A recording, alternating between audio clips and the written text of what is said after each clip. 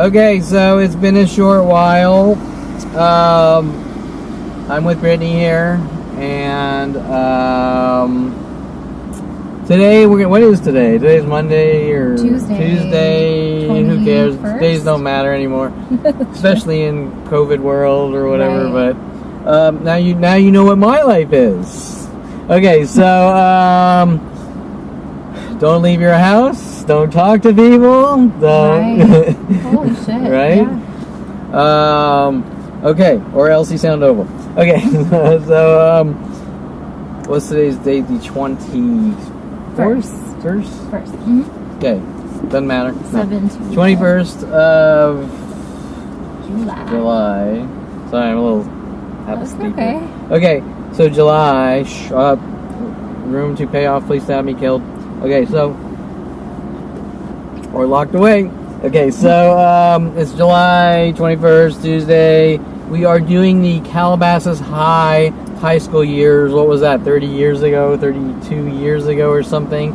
You're gonna laugh. 1986 about, or something like this. Oh, really? Yeah. Oh. And so if you're only 30. You don't even understand. Yeah. You don't even understand anything, young kid. Okay, so this is a very deep, complex. Oh, and whatever you want to. A deep, complex. Closer towards the beginning of everything we're seeing now, but most importantly, how the events link. Oh, well, Kevin's a public nuisance and blah, blah, blah at the age 30 because he's passing out cards and nobody wants the cards or this and that, blah, blah. Well, no. Everything starts closer to here at 16 years old, not 38 or 40 or, right? You know what I'm saying, right? Yeah. So you can't start at the end or halfway through. You gotta start at the beginning. Right. Right? Mm-hmm. Why? I'm just trying to think of it. They always have some kind of cover-up. Right.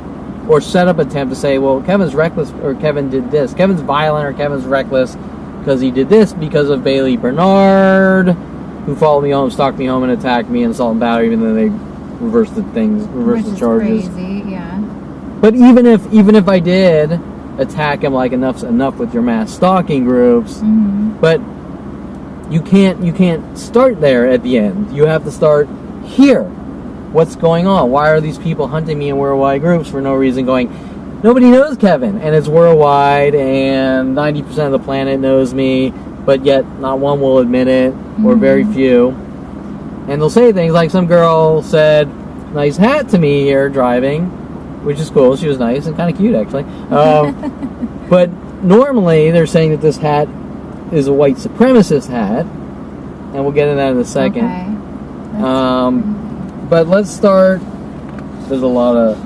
Okay, so let's start with our last conversation. I don't remember. I was talking about Mike Huntley and the NSA water filters. Yeah, I remember. Okay, water filters, NSA water filters and air filters. Let me try to remember the dialogue here.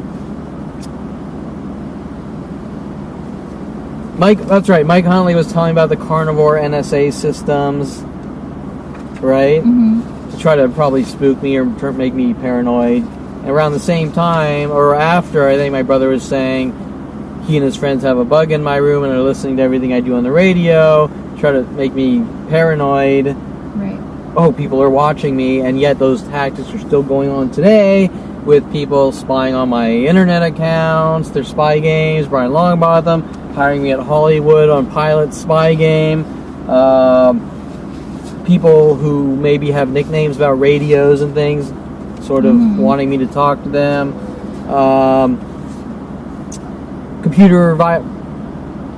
since 1994, endless computer violations, keyloggers, password collectors, putting what's going on my computer for the public to see, you name it, and then people hinting, not directly saying, oh, hey, Kevin, look, someone's doing fucked up shit to your computer, but little cryptic spy game messages like, maybe I go on eBay, buy an auxiliary cable, and an hour later, a guy's waiting in front of the gate where I walk out with AUX plate cover, Oh, auxiliary. right. That is one of the things that happen, and these things happen. Not one coincidence, but thousands and thousands of daily things that are all connected with worldwide groups. Linking to the Kevin, NSA's watching you, and we're trying to make you paranoid.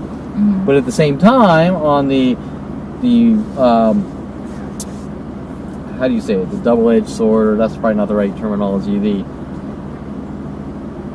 At the same time, these are police and government operations, so it's kind of like this, just like you saw the police on the video, we're watching you, Perlman. Right. It's this, we're watching you, and we're trying to make you mentally ill, we're trying to get reactions to set you up and eradicate you, and then it's, we're trying to make you look crazy by verbalizing it, and they go, that guy's crazy, he's paranoid. Right. Okay? But when they're so, causing it. right? So, it's all planned out since birth, or 5 years old, but, okay, so anyways, if you're saying, Kevin, well, what are you talking about? Mike Huntley's talking about NSA and carnivore systems, and then he's going out door to door selling NSA water filters, and, which is very strange, wouldn't you agree that it is. behavior, especially to a 14-year-old or whatever. Right. You know, like, no, it is. Okay, so I mean, what's hey, I like to molest 14-year-olds, or you know what I'm saying? Right. Like, okay, so well, I found some of the old NSA, and you can see by the construction here that it is obviously a 80s thing, because engineering now is a lot more complex. Yeah. So this is the air filters he had, and he was saying he was going to door selling them. Here's a little water filter, which I was making some little drip Twitter social network jokes. And what do I think? I just have one more of the same. What do I have? This one? Oh, they're just the water filters again. But okay, so this and I noticed that's right. Interesting. Look at the NSA sign. You see a little heart in there? I do, yeah. Isn't that a little strange? Yeah. Sending people, like, love people after me, or weird things about love. And my father abusing me to death with his entire office, and then saying, Kevin, I love you. Like, right. Almost like the definition of love is like mentally battering you to death and eradicating you, right? So there's a whole theme with love and trying to make me crazy and lock me away or rid me of the world or get me to kill myself. I don't know, right? I can't answer their reasoning because I'm not a psychotic murderer who's in on their little circle. Right. Okay. So, okay, so I guess let's head out. Oh, yeah. Almost forgot to check that. Okay. So we're out in the boot. Out in the boot. Okay. So we're gonna first head out. I should really read my notes here first. Okay. Oh, we have some topics. That's right. Little off-the-wall topics as we head up to Hidden Hills, where I grew up. Okay. Oh. Okay. Okay. And I'm just gonna look at the black and white BMWs right here. Oh. Is this the third one? No. Now, I'm not saying that coincidence is, but it very well could be. Okay. Brittany, Calabasas years. Mother asking about cowboy hat. Okay, so this is about a month ago. This is right after the Long Beach assault and battery. Oh. I never really talked to you about that. You told me a little bit. I don't know if you saw the video I put online.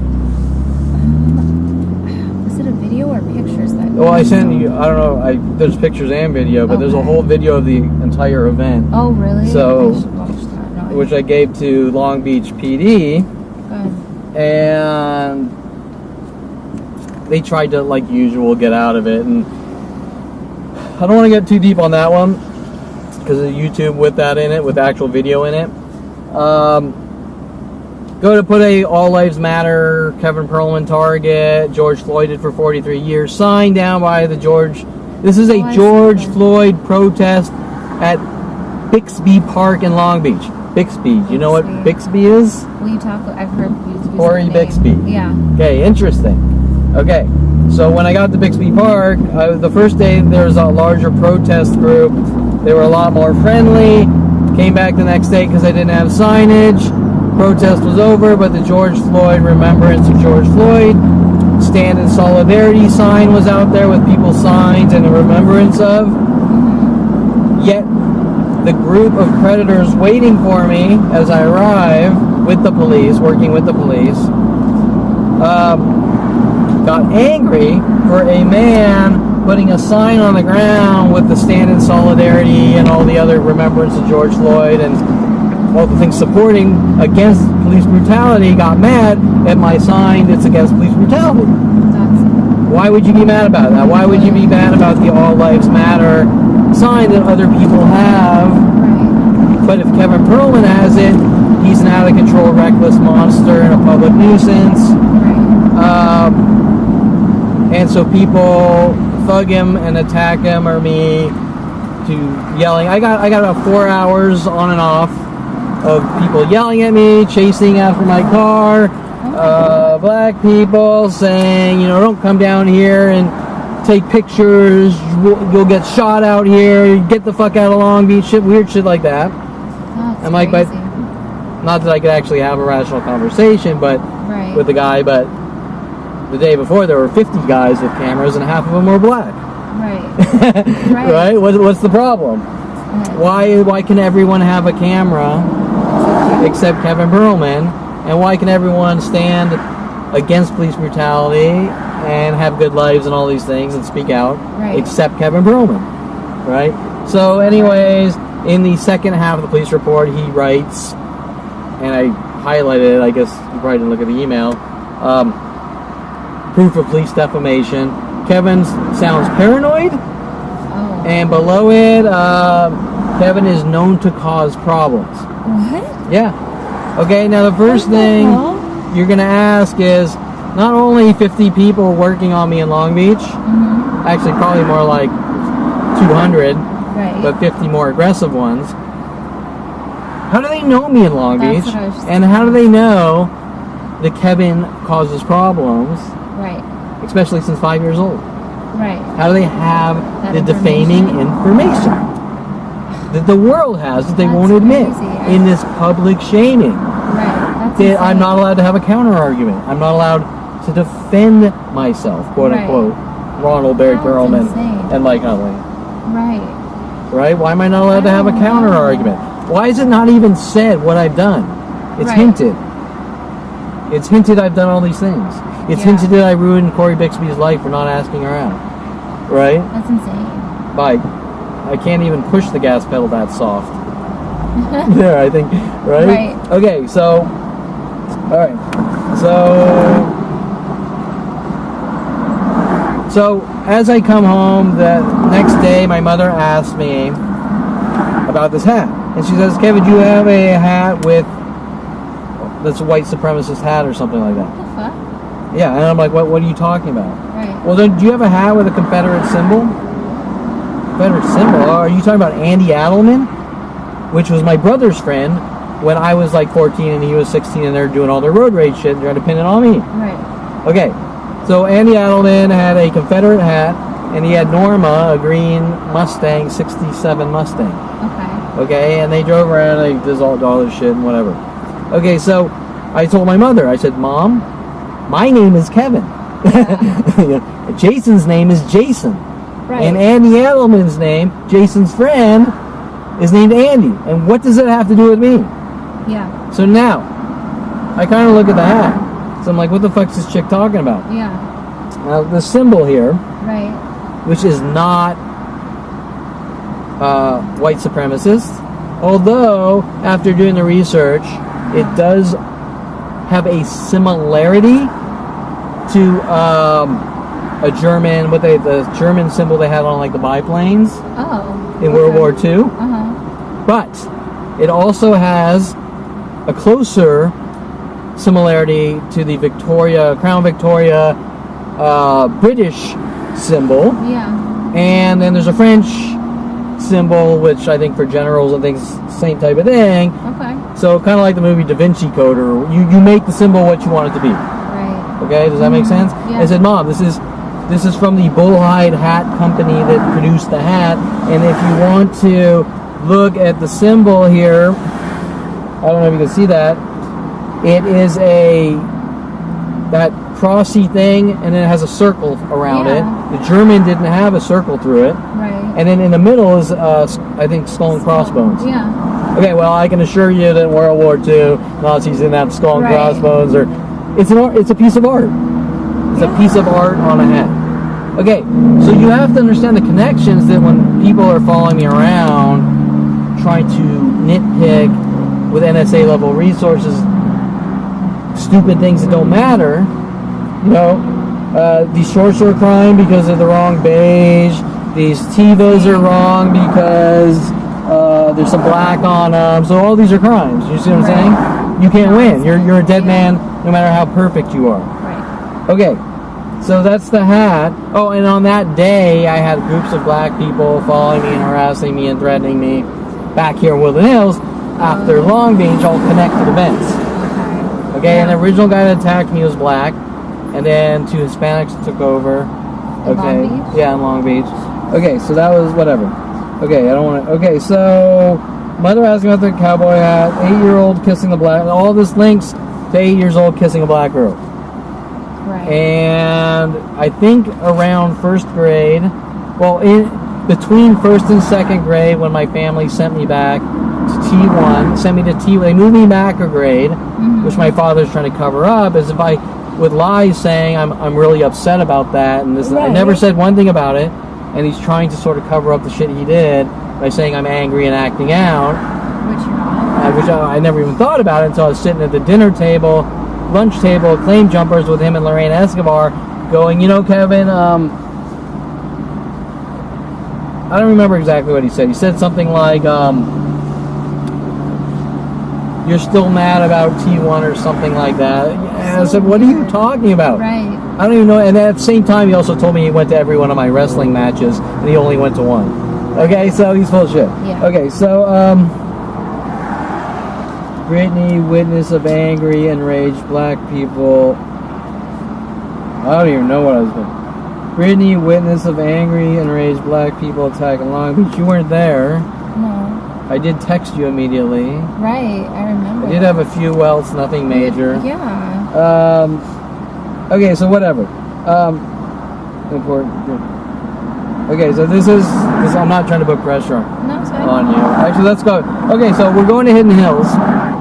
We're going to Hidden Hills, where I grew up.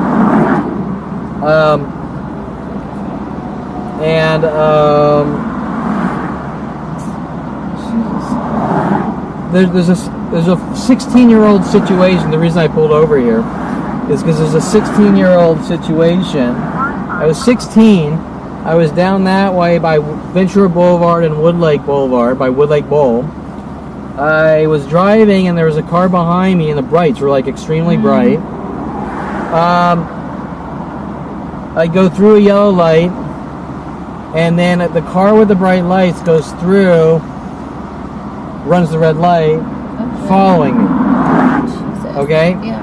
And even though this might sound a little paranoid or being a little a 16-year-old Right. fucking around going, that guy's following me, and I zip off in my modified Trans Am. Okay? So at that point, technically you're speeding.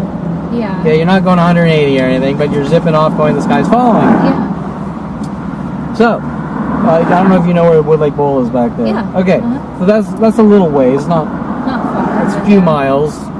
So, we're going back home. We're kind of ditching the car behind me, which is a cop. Oh, it was? Yeah, it was a cop.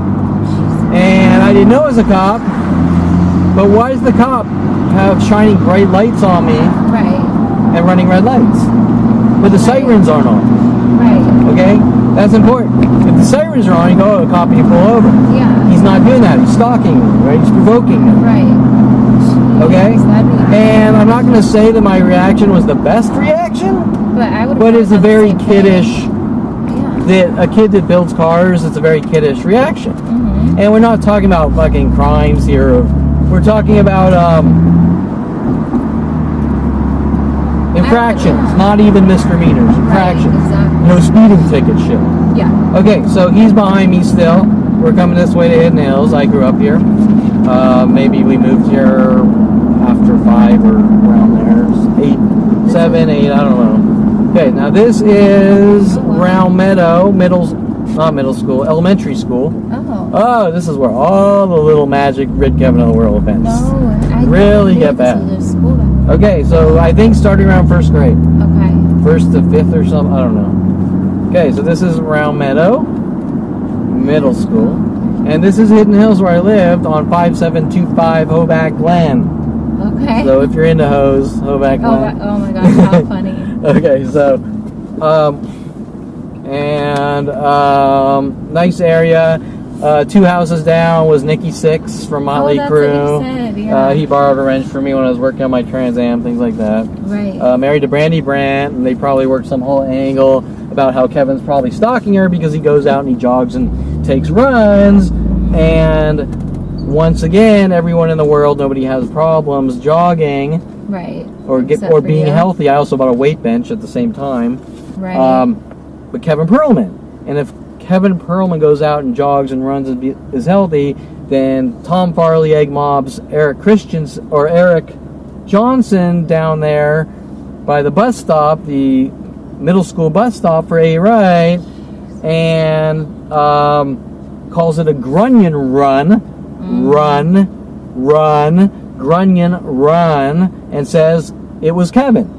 And Jason Perlman and Andy Adelman with his Confederate hat go out in their little car runs, spraying water at people and fire extinguishers through drive-thrus or trying to get cars to chase them, saying it was Kevin. That's on those runs. And all these runs seem to start because I went out to be healthy. Right. Okay, so I buy a hat, I'm hunted to be killed. I go out and jog, I'm hunted to be killed. I buy a weight bench and read Arnold Schwarzenegger and other weightlifting books. I'm like Arnold Schwarzenegger, trying to send people down the wrong paths in life, and it needs to be done to me by worldwide support. Insane. Okay, every single thing. Right. It is not safe to do anything in life without being hunted by worldwide groups. That's great. Yeah. Okay? And they're all, when Mike Huntley's babbling, it's your behavior.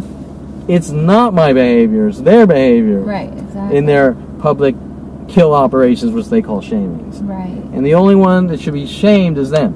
Yeah. Okay. Did you live through that gate? Yeah, through this gate. And Marcus Wayne Thuna, our little motorcycle crew when I was 14. And they're not real like Hell's Angel crews here, where I was driving. First I had my family bought me an 80cc green and black Kawasaki 2-stroke. How cool. Loud. And I said, this thing's too loud, just sport around. And my father, I don't know why my father had a 100cc 4-stroke, so I jumped on the 4-stroke and drove that instead. These are tiny bikes, 100cc, okay? Okay. I mean, you go out and you get a Ninja, 650 small, oh, wow. you know, maybe some 250s for the, I'm afraid. Oh, yeah. You know, okay, but everyone's buying minimum 650s usually. Oh, wow. Okay, so, you know, they're tiny things. You know, my Tom Farley was driving around on a 50cc. Really? Like this teeny tiny thing, right? Oh. My friend Brian Weaver and Josh Rotenberg had YSR 50s. They look like street bikes, but they're like this big, you know? Really? And you're like, okay, so they're tiny little kid things, right? Yeah. Okay, so you have to keep that in perspective when people are running around like, you were reckless on your motorcycle, blah, blah, blah. You know, you're like, it was a school. am I in a Twilight Zone? Right. Why do you fucking care about... Listen, if I had a fucking 1100 Harley and fire was shooting out the pipes and lighting buildings on fire as I drive by, then you... Different like story. that movie, what's the one, Nicolas Cage, and he's a skull. Ghost Rider? Ghost Rider. Yeah. Okay, now you have a complaint, okay? Right, But, that's different. okay. How? So Wayne Thuna worked at one point in this gate here, this gate guard gate. Part of our motors. They were older and they had 250 Enduros, the big Enduros. Of course, Wayne Thuna later on stole something like a Gixxer 750 or something and got arrested for grand theft. But anyways, that's not me, that's him. Right. And he worked in this gate here, where the gate guard is, and you know, that's just part of my life. But I'm now saying you need to confess. Okay, so right here, remember I was talking about the guy going like this, and me softly gumming him. Oh, and then I'm a dog and I'm ripping people's hands off. That happened right here. No way. I think there were bicycles there, and I was walking this way home, and I'd walk here and walk all the way down past Jim Bridger to Hoback Glen, and boom, go down that way, and okay, where the Woodmans lived, and this and that. Okay, okay, so this is Round Meadow, and damn it, notes are everywhere. Hunted and cop shines right. Oh, so the cop pulled me over right here. Did I say that? Okay, the cop pulled me over right here. So he came all the way from Woodlake Bowl. He followed you all the way here and pulled me right before we go in the gate. No way. Okay, now you have to understand that he's provoking me. Not super aggressive. Right. But if you're keen on your senses, you're seeing a guy, these blinding lights behind you, he's running a red, you're going, what the fuck is this guy doing? And you sort of take off, like, you know, I'm gonna leave you in the dust. He's provoking the situation. You know, he's sort of setting you up. Okay, now I'm not saying speeding's right. I'm not saying go out of speed. I'm saying that normally situations aren't provoked to get the reactions that they want. That's a setup, a frame job. Yeah. Okay, and it should have ended there. Here's a ticket and done deal. Absolutely. Okay, so Adriano, there is cop shine. Oh, cop shines bright, speeds off. First grade, Round Meadow, softly bite. So that was the end of the world. I gummed a hand for a second, and I'm a dog and need to be put down. Okay, Wayne Thuna, gate guard, motorcycle, stole bike. I was 14 years old. Hidden Hills for another toggle. So if we could get in this gate, well, I could have a whole field day with topics. Okay, they wouldn't let you in though. Who knows? There might be someone to talk to about it, but okay, so after first grade, moved back a grade, and supposedly Tom Farley's parents were told the same thing, which I doubt, but that's Tom's story. Right. They said, we think you should move Kevin back a grade or in between grades, first and second into T1, where I went out to around Canaan Road area to a school called, they call it T1 class at Sunny Skies Day Camp on a very campy, farmy area, where I kissed a black girl, and that's the end of the world. I'm a white supremacist at 8 years old. Okay, so, or around there. So this right here, I was probably in first grade. I think that's it. Okay, so cop thing. Okay, so now I'm sort of going to trace my roots here back to going to Calabasas High. Okay, we're leaving in Hills. I'm 16 years old. I'm in towards the end of, that's an ugly ass car behind me. Oh wow. It's like a blue Rolls. It is. Okay, I'm picking up Tom Farley. The guy is complaining. Let me just pull in here for a second, because I have to look at that blue car. And this car, I'll puke in my. God. Okay, so we're picking up Tom Farley at his house. The neighbor's mad at me because I'm honking the horn at 8 a.m. to pick up my friend to go to high school, so you can understand the mentality of some of I have money so I can do whatever I want type of, and I'm raking on a freaking 16-year-old who's actually showing responsibility. Right. Because this isn't 5 a.m., this is 8 a.m. Yeah. And I'm picking my friend up, honking the horn, come out. Okay, we're going to high school. Right. Okay, and they're mad at me because I'm a public nuisance, because that guy wanted to sleep in who lived up a windy road of us. Right. Right? Right. Okay, so we're going to retrace these steps. Let me just look at my notes. Mother asking me, important question, Brittany. You're a bad person. Nobody in life is told they are allowed to lie. Oh, this was... Jesus Christ. Okay, important... Okay, this question is for Brittany, and it's not personal about you. It's to prove a point. Right. Okay, so Brittany, have you ever lied in life? Yes. Everybody has lied. Everyone has lied. Right. If you tell me you didn't lie, you're full of fucking shit. You're a liar. Okay. You're a liar. You're a bad person. Okay. Kevin's life. If Kevin ever lies, just once, even a white lie, anything, I will be hunted till the end of time, as you see on video. Right. As I met with worldwide groups all day and night, 24/7, 100,000 to a million per day worldwide. If I were to lie, and I have lied, but not for anything. Listen, if you come up to me and like, did you kill that guy or whatever? Right. Well, now the lie matters. Right. But if you come up to me and say, did you steal that 1 cent Jolly Rancher 40 years ago? Right. And I say no. Then okay, big deal. The context is completely different. Exactly. Right? Or, people lie because they're embarrassed. People lie because they don't know you. Exactly. If some drug dealing murderer says, what's your social security number? You might lie to him. Let's give him a different number, right? Yes. You have to give, No. in order to be a good person, you have to give that guy what he wants. No. Okay, so there you go. So there are arguments that are out of context towards me. Yeah. That's what the people need to understand. Because I got people going, well, I'm not going to listen to what you say because you're a liar. Right. Well, what did I lie about? I can't answer the question. You're just a liar. Right. They can't tell you. Because I farted in high school and I said I didn't. Right? Right. So now there's a worldwide campaign to kill me because I'm a liar. Right? Okay, so it's like we said before, or I said before, that everything is vague and non-specific. And it's designed that way. Okay, nobody in life is told they are never allowed to lie or they will be hunted and killed by worldwide support ever, referring to me, obviously. Right. A pen, remember our topics. Okay, we're headed out. We're headed out to Calabasas High. We're going to high school. We're going to get our education because we want to be educated and smart and do something with our life. Okay. And we have to by the state, but right. it would be stupid not to. Okay. We were talking in some of our other conversations about the people threatening me, or things about putting Kevin in mental institutions. Mm-hmm. And you agreed. Was it with the rolls out here? Okay, and you would agree that the things I told you before were just way, like, it's rare that you even hear one of these things. Right. And it's person after person in my life with the same theme.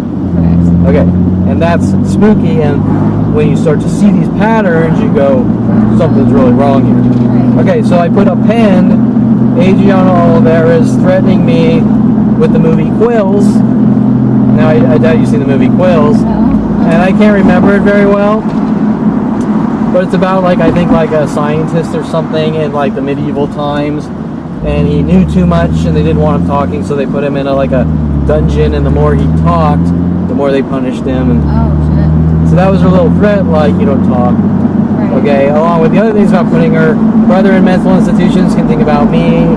Same with Connie Raya. Okay, so back to the brothers in mental institutions, with which my brother at 16 threatened to put me in a mental institution, right? For stopping him from bashing Greg Wallace, hitting him with a crowbar. Right. Okay, so why are they helping Jason Perlman and Ron Perlman, right? Right. Okay, and Jason Perlman, the Godfather, blood is thicker than water speech type thing, right? Okay. Okay, but I don't think that was her reasoning. I think she wanted to get me to say something, like Susan Donner at 29. Hey, I saw you harassing waitresses, and if it comes out imperfect, right, you're a dead man. Okay, with the police. Okay, so forcing people on medication. Let's see, where are we? This Cops. right here. Cop sprays. Oh, what laws have? What does that have to do with me? So I'm assuming it's just a setup question. Right. Mention 51. Mention forcing people on medication. I can't remember the conversation, but she did mention something, and that's been a constant thing with me, because when I saw Natalie Croft after Susan Donner, it was the blackmail threats that I better take my meds or I'm going to destroy my life. But what she was really saying was, we're going to destroy your life if you don't do what we tell you. Right. Okay. And they can't force you on meds. The only way you can do that is if you're on conservatorship, honestly, and you have to. You probably have to be in an institution too, right? Yeah, that's the only, when I worked at a facility like that, that's the only time I ever saw anybody, like, they had to take their medication. Okay, so here's the question. We have a mother that says she wants me to have a more normal life, so she's going to stop me from going out and living my life and do it, especially at 29 when I had my own company. Right. And they want to put me in a mental institution where they can force me on medication so that I can have a normal life. Yeah, no. I mean, I'm confused. Well, yeah. And Jason Perlman's babbling at 16. He's going to put me in a mental institution. Yeah, that makes no sense. But here we are.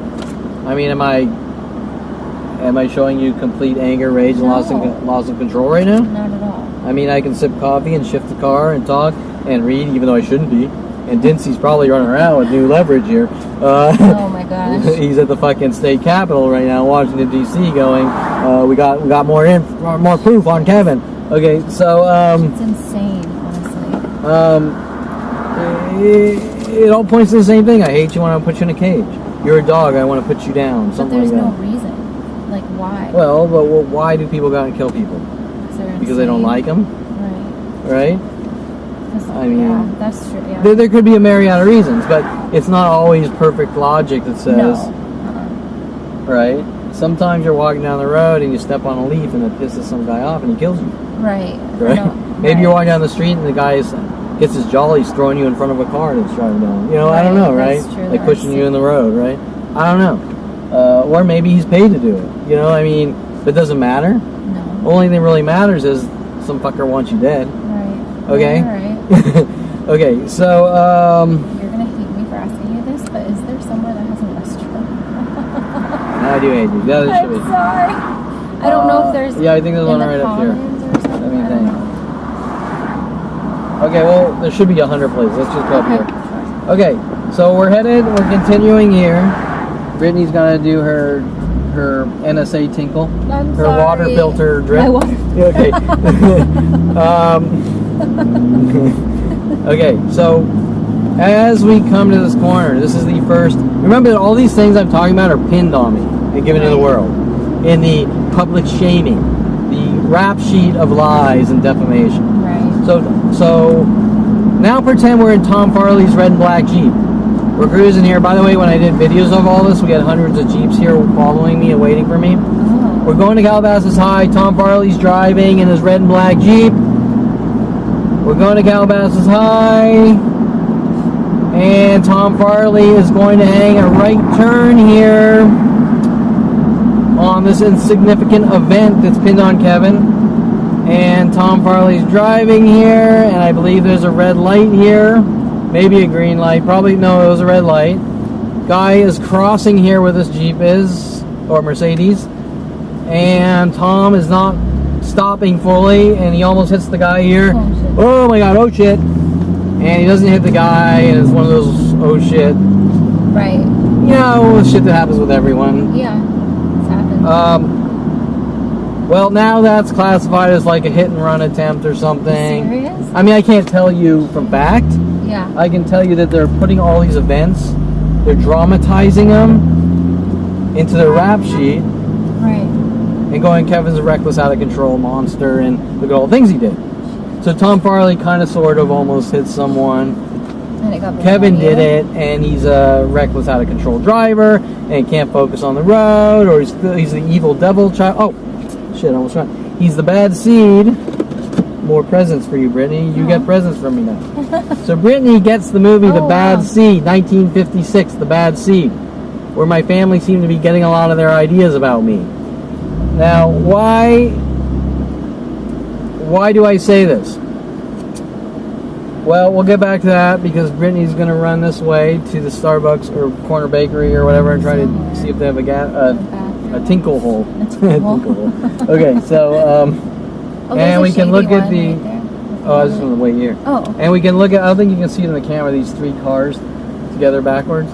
Okay, as we get here to Calabasas. Okay, so The Bad Seed, and I'll expand on this. Go see if there's a bathroom. There probably is. I wonder if they'll let me use it. You have a mask? I do. Yeah. Somewhere. Oh, okay. Be right back. Okay.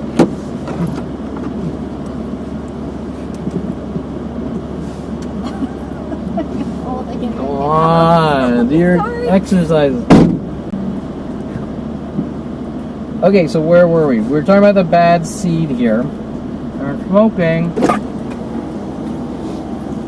but it's a, what would you call, like a I bought let's just call it a celebratory pack, even though I'm not celebrating anything. All right. Well, I'm talking to the camera, actually. Okay, What so... kind is it? I used to smoke those ones. Anyone that smokes or used to smoke to understand, it's like... Mm-hmm. I'm just reuniting with my past a little, but I'm not getting back into it. Okay, so... oh, and I had a water there for you. Yeah, oh, thank you. That's what I... Okay, Yeah, so we were talking about the bad seed here. 1956 bad seed. I guess my parents saw this because a couple of things happened that related to this movie. One was Kelly Hatch, the Jeep girl. Now there's two Jeep people. There's Tom Farley. We're in our red. We're going to do this again because Brittany had a tinkle here, Ralph. Sorry. We're in our red and black Tom Farley Jeep. We're pretending I've jumped into Tom Farley's body because anything that anyone else does is me. And it's all my fault.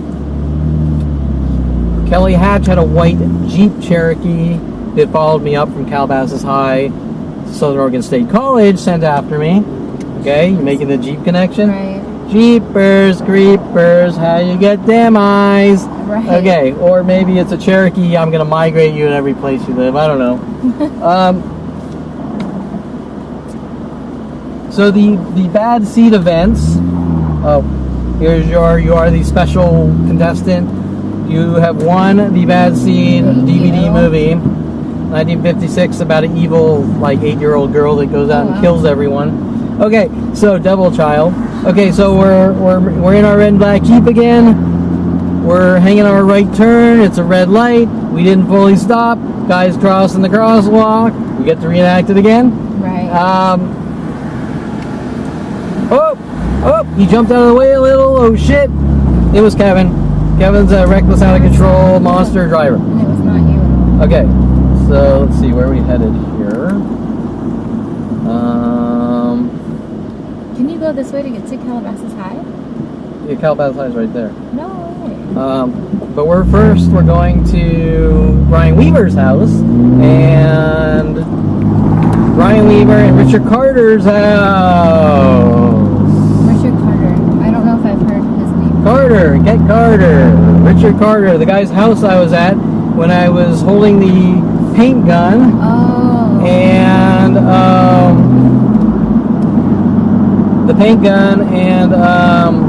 accidentally shot Shane because Brian Weaver reloaded it on that Brandon Lee moment. And then ran around saying that Kevin's the bad seed and needs to be publicly shamed. We're Park Capri, I think this is right. Yeah. you know? Oh yeah, that's okay. So our first stop here, if I'm correct, because I usually come the other way, is to Brian Smith's house. Brian Smith. Now, that's an interesting name. Smith? Wait, there's a lot of Brians, and there's something about Smith. Can you put it together? What type of situation would have a Smith or Mr. and Mrs. Smith? people changing, each person you meet, exerting the same behaviors over and over, like a movie about a guy that's supposedly doing something shady in his own house and is monitored by people across the computer systems. Mr. and Mrs. Smith? No. Matrix. The Matrix. Agent Smith. Shit. Agent Smith. Smith. Everyone I meet is an Agent Smith. That makes sense. Okay, I was thinking now it could fit with Mr. and Mrs. Smith too. No. Yeah, there's probably a whole bunch of other. Yeah. There are a whole bunch of like a Bucky Larson. Mm-hmm. Bucky. Okay, so this is where Brian Smith lived. Okay. Off Park Capri, and he was like a genius. He made these latex masks from scratch, which were like Hollywood level. Oh, cool. And they disappeared. Really? And I believe he moved up to Oregon. Okay. Which is interesting because out of the four schools college counselors my mother offered me, one was in Oregon and 3 were in the state here. And I chose Oregon, and all these things happened to me in Oregon. And supposedly, I think one of their lies is like I'm stalking him and following him, and maybe I ran him out of Calabasas, just like supposedly Kelly Hatch, right? Okay, so Brian Smith, lots of Brians stalking me, Brian Longbottom, Brian Weaver. Jeez. I believe there's rumors or lies that supposedly I did something like push them off my roof or something. like this because we had a pool underneath, just like the movie Bucky Larson. Okay. Except the difference would be if I actually pushed Brian Smith off the second floor of our little balcony thing at my father's house. Yeah. He would be dead, a piece of rotting blood on the concrete. Okay, so anyways, not like the movie. And I can't tell you. Remember, nothing's directly said; it's implied. Yeah. So let's go to my notes on Brian Smith here. Cop shines bright. The hat. What they're calling asking about the hat. Brian Smith, Bucky Larson, Starbucks. We're gonna get you rid of you at every coffee shop and Starbucks. We're gonna buck you out of here. Right. Why are they gonna buck me out of there? Well, I must have done something to Brian Smith. Bucky, right? Mm-hmm. Oh, by the way, we all called Brian Smith Bucky because his teeth were all fucked up. Now, I didn't come up with it, but they called me Kid Taco, and I wasn't spazzing out. Right. You and I. Right. Okay, so, high school shit. Yeah. Okay, so that's important. Bucky Larson, Brian Smith, and you're saying, Kevin, well, you're jumping from thing to thing. Well, no. Because every person on the fucking planet is taking part. Right. Okay, supposedly moved to Oregon, Agent Smith. I don't really have much to say because he's a really cool cat, as far as I knew. Right. Except he might have been involved in shit for all I knew. Right. I can't tell you. I didn't even know these apartments were up here. Yeah. So they've been here since I was 16. No. Okay, so anyways, all these defaming stories about me to the world in secret on their defamation channel or whatever you want to call it. Right. The real story is I was just friends with a guy named Brian Smith, which we all call Bucky, and they all call me Kid Taco, and he's a really cool guy, and he disappeared, and he went off, I think, to Oregon, and that's it. Right, there is nothing. Right. Nothing more. Yeah, and this is around where, and he kind of disappeared around, I think, 9th or 10th grade. This is where Josh Rodenberg and Brian Weaver spilled on their YSR 50s, and they had to wire Brian Weaver's jaws shut. Shit. Maybe that's why the fucker's so angry. Okay. Yeah, maybe. Okay. Dang. So we're going to do a quick loop around here. Won't take long. Okay. Headed to Brian Weaver's house. Maybe you should be looking Oh, sure. down the... you got your copy. Yeah. Oh, by the way, the red and black Tom Farley Jeep that he sort of didn't really do much of anything, but they're sort of trying to say Kevin is Tom Farley that plowed someone's legs, Right. tried to plow someone's legs or whatever, to moped them, and this would be Kelly's Hatch, white Jeep Cherokee, and the reason groups of people follow me around in Jeep Cherokees all day in huge groups are to try to guilt me about the things they're doing to me. Does that make sense? Yeah. Okay, you can discard that or whatever. Okay, so we're headed to Brian Weaver's house.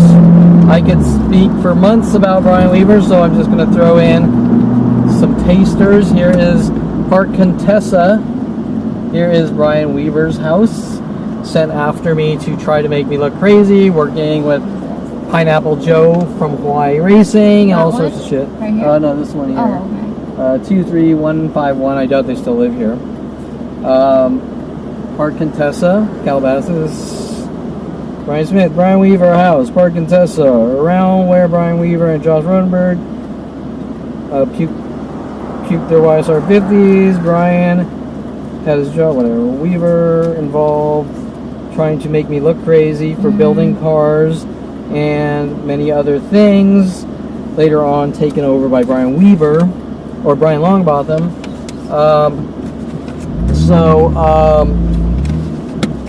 Quick example.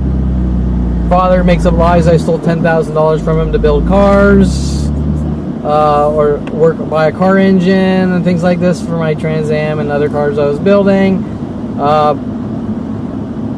Working with Pineapple Joe to ask interrogating questions to try to make me look like a bad person, and then him bait and switching a 454 I was going to put in a Trans Am with aluminum heads, because I started off buying aluminum heads from him that were float imported, and then he kind of did a bait and switch. He said, oh, I have this 426 Hemi out of a front engine rail, which I was going to detune and say, yeah, that's a great profitable trade. Right.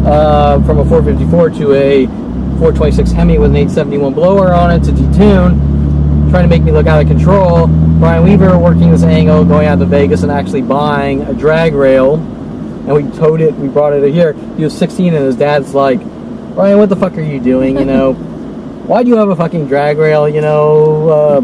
Sell that immediately. Right. But the difference between Brian Weaver's father and my family is there's a form of communication. Like, Brian, what are you fucking doing? Right. You go sell that. Something's being said. My family's like, great, you're a cool kid, you're the best, blah, blah, blah. Kill him. Put him in the world, he's crazy. Okay, there's no communication. Okay, so now we're zipping up to, I hope you sort of texted your person. Okay. Yeah. Okay. I haven't. I'll check. We must make a full stop or I'll be hunted by the FBI. Okay, okay, let's see, Brian Weaver, Richard Carter, Park Vicente. Okay, so really, I'd really have to dig through the Richard Carter thing. I can't think of much with him competing or not liking or all that shit, but the incident was at Richard Carter's house. His father owns Coast Motor Engine Supply, and Tom Farley, after I came back from college, was working some angles with his cars, possibly his Jeep. And yeah, it was his Jeep, a green Cherokee after that point, at Coast Motor Supply, and playing some game to try to get me mad at them or something. That's one of the things they do is they say all these things and try to rile me up. Okay, so the bad seed. Girl, the 8-year-old, like, however old she was, murdering daughter, name was, I believe, Rhoda. Okay?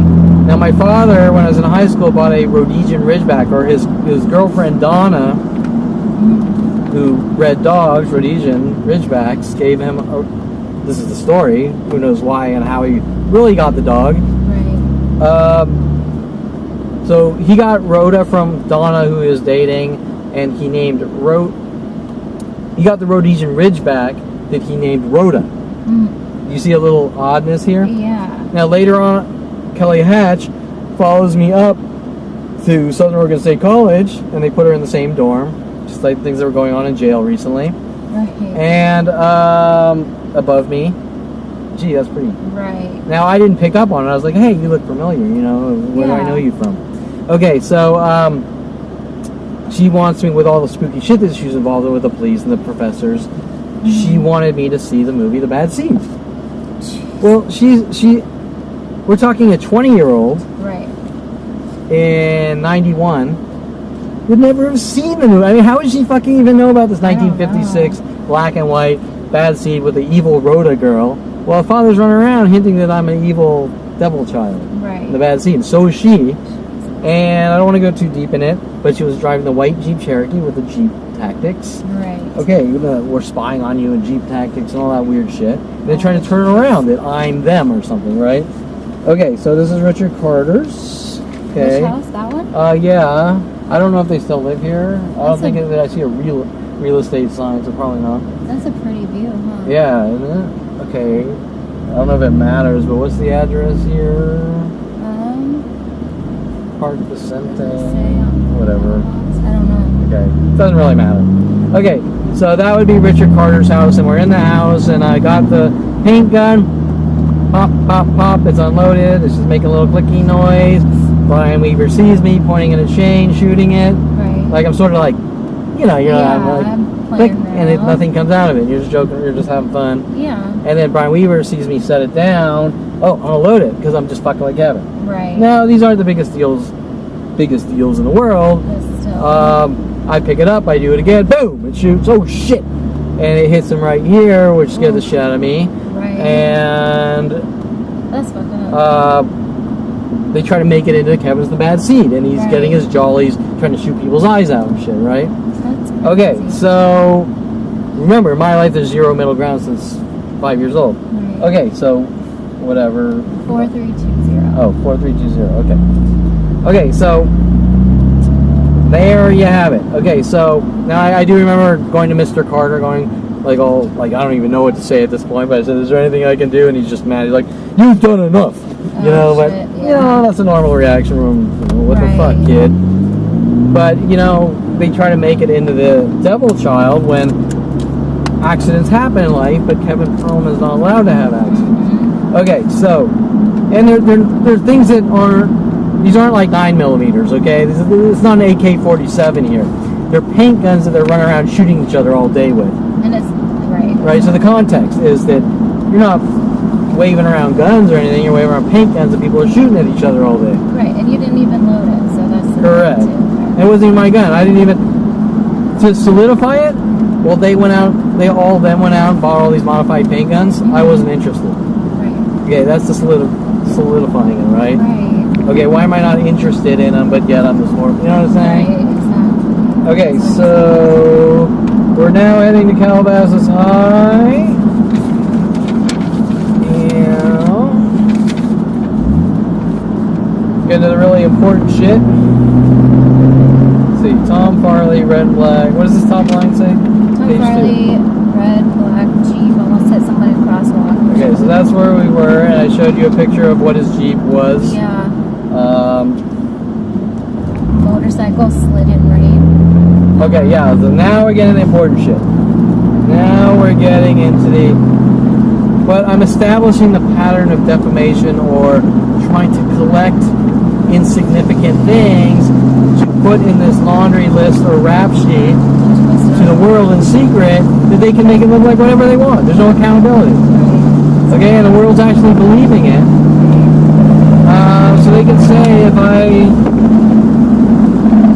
I drop the bar of soap on the fucking ground, they're going to say I'm trying to make people slip and break their skull on the ground. Right. Okay, it's that simple. Everything is the same.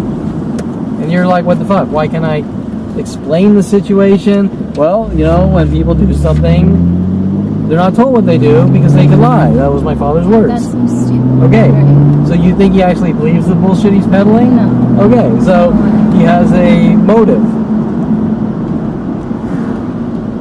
Like a hate motive. Okay, so I have a normal life in a cage with a cattle prod on my ass. Right. Okay. Yeah, no, how is it? And he's going to walk around calling me Rhoda. Right? And he's going to say I'm a dog that needs to be put down because I bite people and, right, man, everything's out of context. Right. Right? The point I'm making is I could take anyone's life. I could take like fucking Mother Teresa's life and do the same thing to her. Okay? Yes, exactly. Like the fucking Pope, you name it. I could do it to anyone. Right. Especially if I had the resources, the internet resources to do it. Oh, yeah. So now with that context, they have no argument. But yet the people don't understand that. Okay. So we are heading, does it say the street? Bluebird or... It's an interesting street name. Top of page 2. No, it doesn't. Okay, we're on our way to Calabasas High here. It's 8 a.m. We're cruising to school. I think I'm by myself. Going to high school. Gonna get my high school degree. And not that anyone in high school cares at the time. Okay, so we're driving. We're about here at the street coming out. I think it's like Bluebird or something. Interesting name.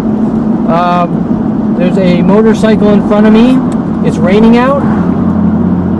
Bluebird. Yeah. Bluebird Drive. There's a motorcycle in front of me. It's raining, pretty heavy. Right here, he slides in front of me. Oh shit. I don't hit him. I don't touch him. Yeah. He slides in front of me. He kind of gets right back up. He's wearing leathers and all that. Yeah. Now looking back, my guess is he actually slid it because I was behind him. Okay. That's my guess. Yeah. I'm not saying I have fact. No, I'm saying that's my guess. Now, why? Why would I say that? Well, it falls in line with other things too that'll happen. People like cars in front of you trying to make you look like you're trying to hit them or figure out. Correct. And the fact that these situations don't die, they don't let them go, and they want me to go to therapist. And as my mother said at 29 in her angry voice, go to therapist and tell them everything. Right. Right. Right. Okay. That's insane. So, these random daily life accidents that happen around people, nothing really matters except unless it's Kevin Perlman, and then he did it. Right. Okay, so ironically, the street is named Bluebird Drive, was that? Yeah, Bluebird. Okay, Bluebird Drive. Tweet. Okay.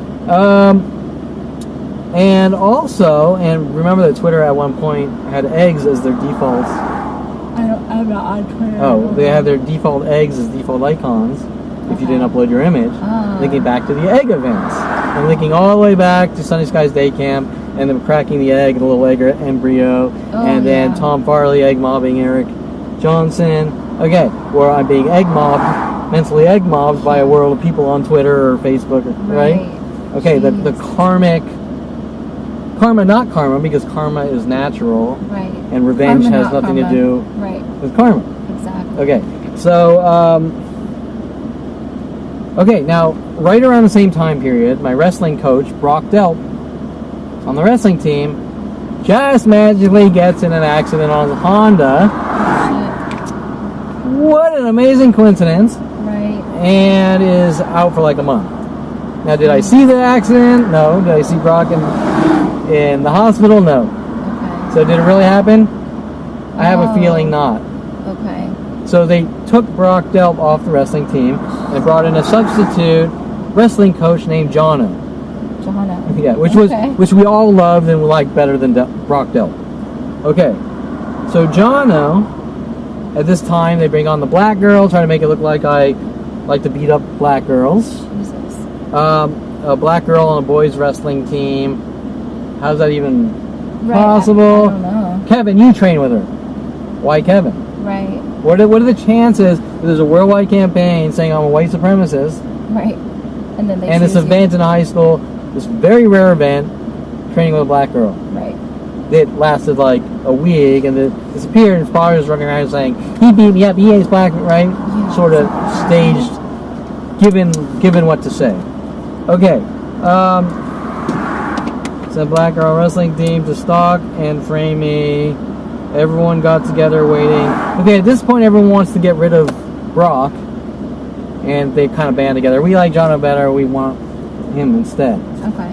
Now, this is just a theory. It's just a theory, Kareen T. Phillips, based on 100,000 similar events that most of them aren't. Because there's a whole thing about getting rid of Kevin everywhere he goes and bucking him out of everywhere. Right. Since a very young age. Okay, so everyone said, we don't want Brock back. We want Jono. Mm-hmm. And my guess is that they're saying that I'm the ringleader. Kevin's in a bad seat because he's overstepping his boundaries and ground and turning people against. This is a theory. Right. I mean, I'm probably accurate on that. Okay, so, and around this time, English teacher tells me to punch Paul Schaefer. Right. Okay, I mean, and then I can tell you all the things Paul Schaefer was told to do, like I'd fall asleep in Miss Garcia's class, and he would take his watch, his Casio, and set his alarm, and he'd throw it under her desk, so the alarm goes off while she's talking, and I'd be asleep, trying to make it look like... Oh, jeez. Okay. Right, so Paul Schaefer putting Melody the stripper cards in Miss Prohaska's desk, saying, let me see those cards, because Melody says, pass, get these cards out, and he takes the cards, and he puts it in Miss Prohaska, the math teacher's desk. Jeez. So maybe the whole reason they're using the whole goodwill hunting tactic is to revenge me for what Paul Schaefer did. Right, okay. Right. Okay, so let's go to Daddy's house. You want to go to Daddy's house? Because I'm a liar. I'm a liar, and I'm hunting him. Right now, I'm hunting my father down to kill him. This is a crime in progress, Nancy.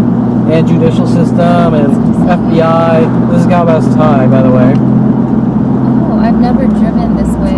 Yeah, so I would, at the time, go in that lot there.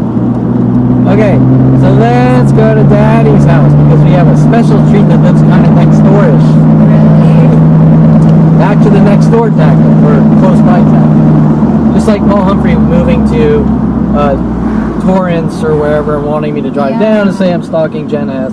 Or in so many other events like that with Paul Humphrey. Right. Once again, we're going to see it most likely with Dr. Ronald Barry Perlman. Okay, so when I grew up, he didn't live here. He lived off DeSoto in his party house, Avenue San Luis, DeSoto. This is Mountain Park off Mulholland, and I believe he moved here after I went to college. Yeah.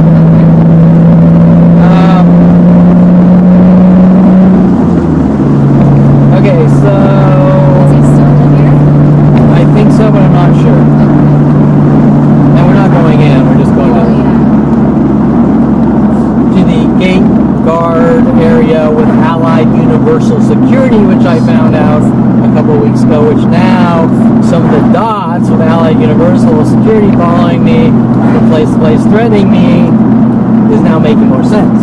Why they were so much more aggressive than the other security companies. Because the gate guard here is Allied Universal Security. Okay? And he used to harass me when I go over to my father's house. Yeah. And ironically, the same guy was here for like, it's been over 19 years, you know? Really? Yeah, I was like, you're still here? Okay, so the judicial system would say my father's life is in danger right now.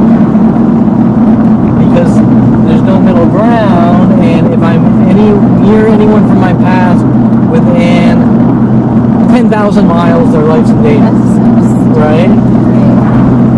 Like if I'm fired in Northridge, I'm not allowed anywhere in Northridge or Chatsworth, or they're gonna say, what does one thing have to do with the other? Right. Right? Maybe if I'm not allowed in the office. Yeah. That's it. Yeah. That's where it should end. Okay, not be bucked to death with a cattle prod. Okay, so now this is interesting that my father moved here later. And I didn't really think about this till maybe 6 months ago or something. But because I know the tactic. Okay. So this is where my father moved to after I came back from college. But there were all sorts of things done to me with a girl named Carissa Brands, which we talked about a little bit. The girl that supposedly checked into a where? Where? She checked herself into a Rehab? What was it? a mental institution yeah. because supposedly she was suicidal.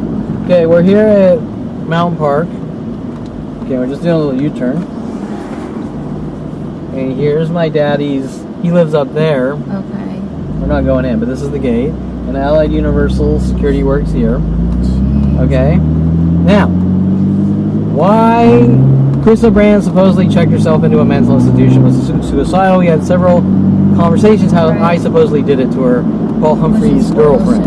Right. Later on, coming back from college, she sort of managed to seek me out and wanted to go hiking with me once, way like 6 years or longer after she broke up with Paul Humphrey, trying to use that as leverage that you're trying to steal Paul Humphrey's girlfriends and things like this. Gosh, right. Ironically, where does Carissa Brands live? Well, interesting. Here we are on Canyon Drive Highlands or whatever the hell. Theoretically not next door, but pretty close. But pretty damn close to kind of get Kevin in the local area to say Kevin's stalking Paul Humphrey's girlfriends or weird things like this. Okay, and I've seen the tactic over and over with different people, so I know the tactic. Right.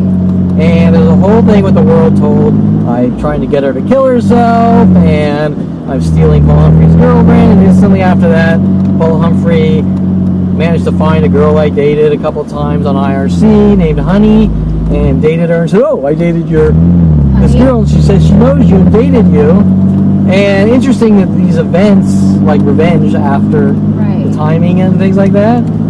So my events are her approaching me, me telling Paul, look, this happened and I'm not interested. Yeah. And then Paul going out and saying, you're the bad seed and I'm going to revenge you. That's insane. Okay? We're doing the right thing. Correct. But they're taking things that don't matter and making them into the end of the world. Okay. And giving it out to the entire planet out of context, the things that nobody would normally care, but they're sprucing it up and dressing it up and dramatizing it and making it look like criminal acts. Okay, so we're coming to Carissa Brand's, I guess, parents' log cabin. I think it's on Clover Trail here. And that's kind of interesting in itself that I can't really give any background history behind that, but we have this girl who's involved in these things, and her father built a log cabin out here. Oh, right. Yeah. And I'm too lazy to use the other camera to splice in the video. So you're gonna have to trust me, or I believe Brittany's word, because is it the next street or this street?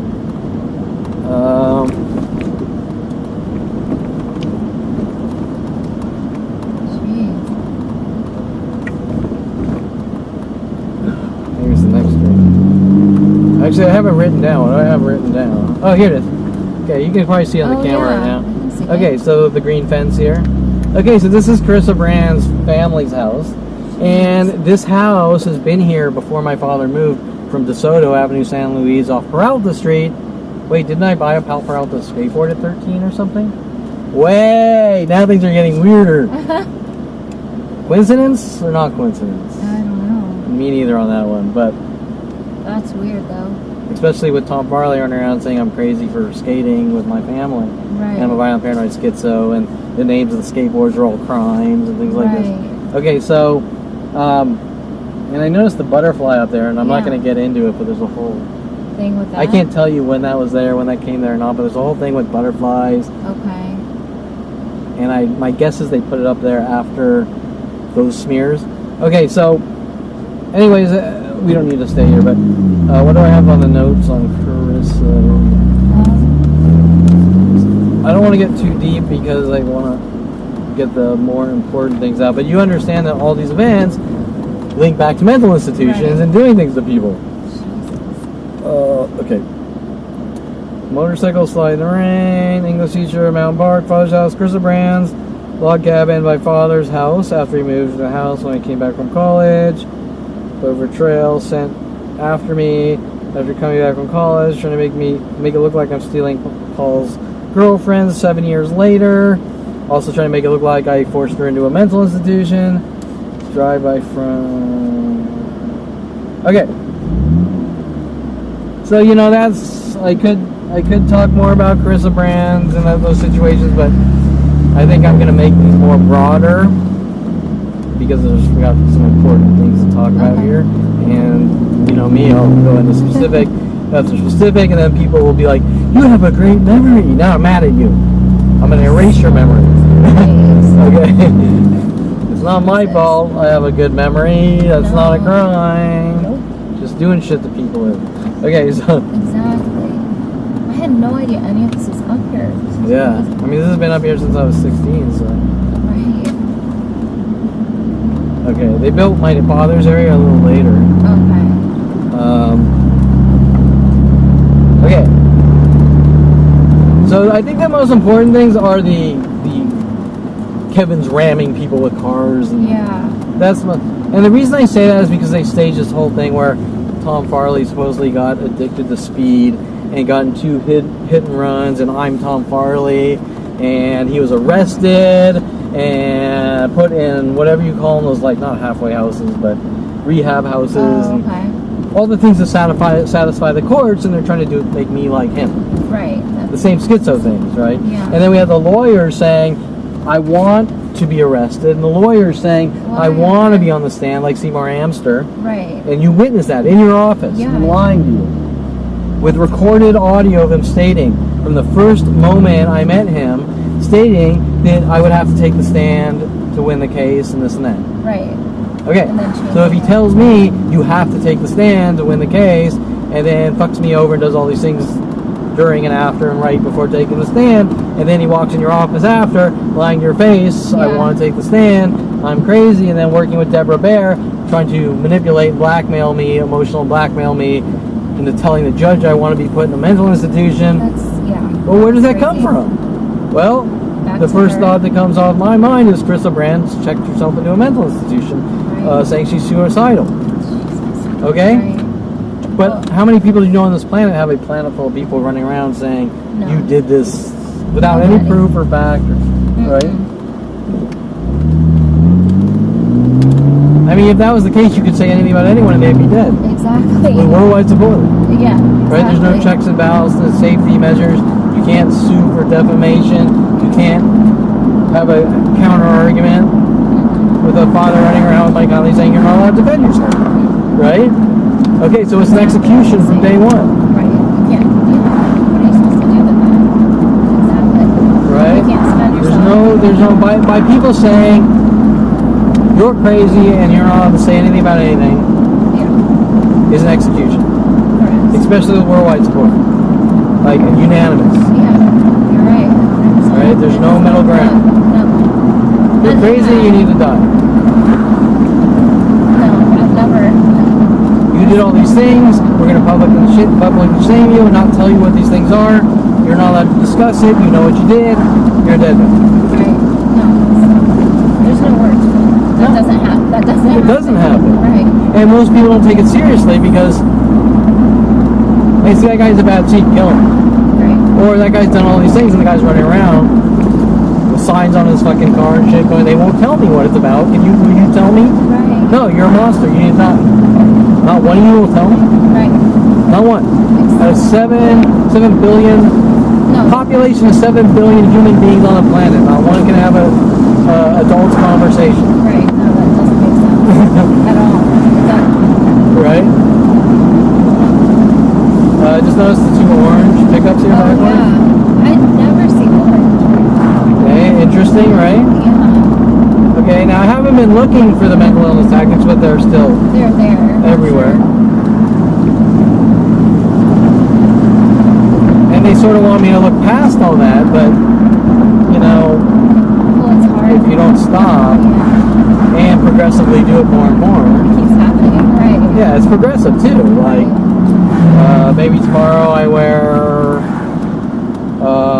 black jeans and a tie-dye shirt, and then the next week you'll see black jeans and tie-dye shirts, and maybe then it trickles down to tie-dye shirts everywhere worldwide, right? Right. Okay, as they keep changing, Yeah. you're going to keep watching them do it more and more. You And you're can't going to be help like, but notice. yeah, the thing. and that's the concept of gang stalking, is to work on you for 29 years to get you in that hypersensitive state, talk about it, go, you're crazy, Right. It's fucked up. and divert from the real topics. Right. But how could you not notice or talk about it when it's constant? Correct, Like, and that's I what they notice want. That's these what they've things. always wanted, Right. to get to the point where you're going to talk about it. And they go, you're crazy, and lock you in jail and try to get you in a mental institution. But why? Exactly. Because someone wants me dead. Right? Right. I mean, there cannot be another reason. Right. It's There's pure no- hate rage. Okay, so this is Calabasas High, the front side. And I was hoping to be able to go in, but that's okay. Can you go in over there? No, it's all shut down for being COVID world and whatever. No school in progress, in session, and COVID. Okay, so where are we? Drive by. Okay, front of lot here. I had my 1985 Trans Am, which I modified, changed out the pistons from like 8 to 1 to 11 to 1, hyper-eutectic pistons or whatever. Yeah. Not huge mods, but you know, as a kid, 16-year-old, reading books and lifting engines out of my car in my garage, teaching myself, whatever. And I fucked up a lot of shit too. Okay, so whatever, that's all learning, right? I had nobody training me. Okay? No, you did it yourself. Yeah, and so we had Damon Riggins, the black kid. Remember, we're going back to black people. No black people. I have no problem with African Americans or Asians or Latins or Jews or redheads or beetles or stink bugs or caterpillars, whatever.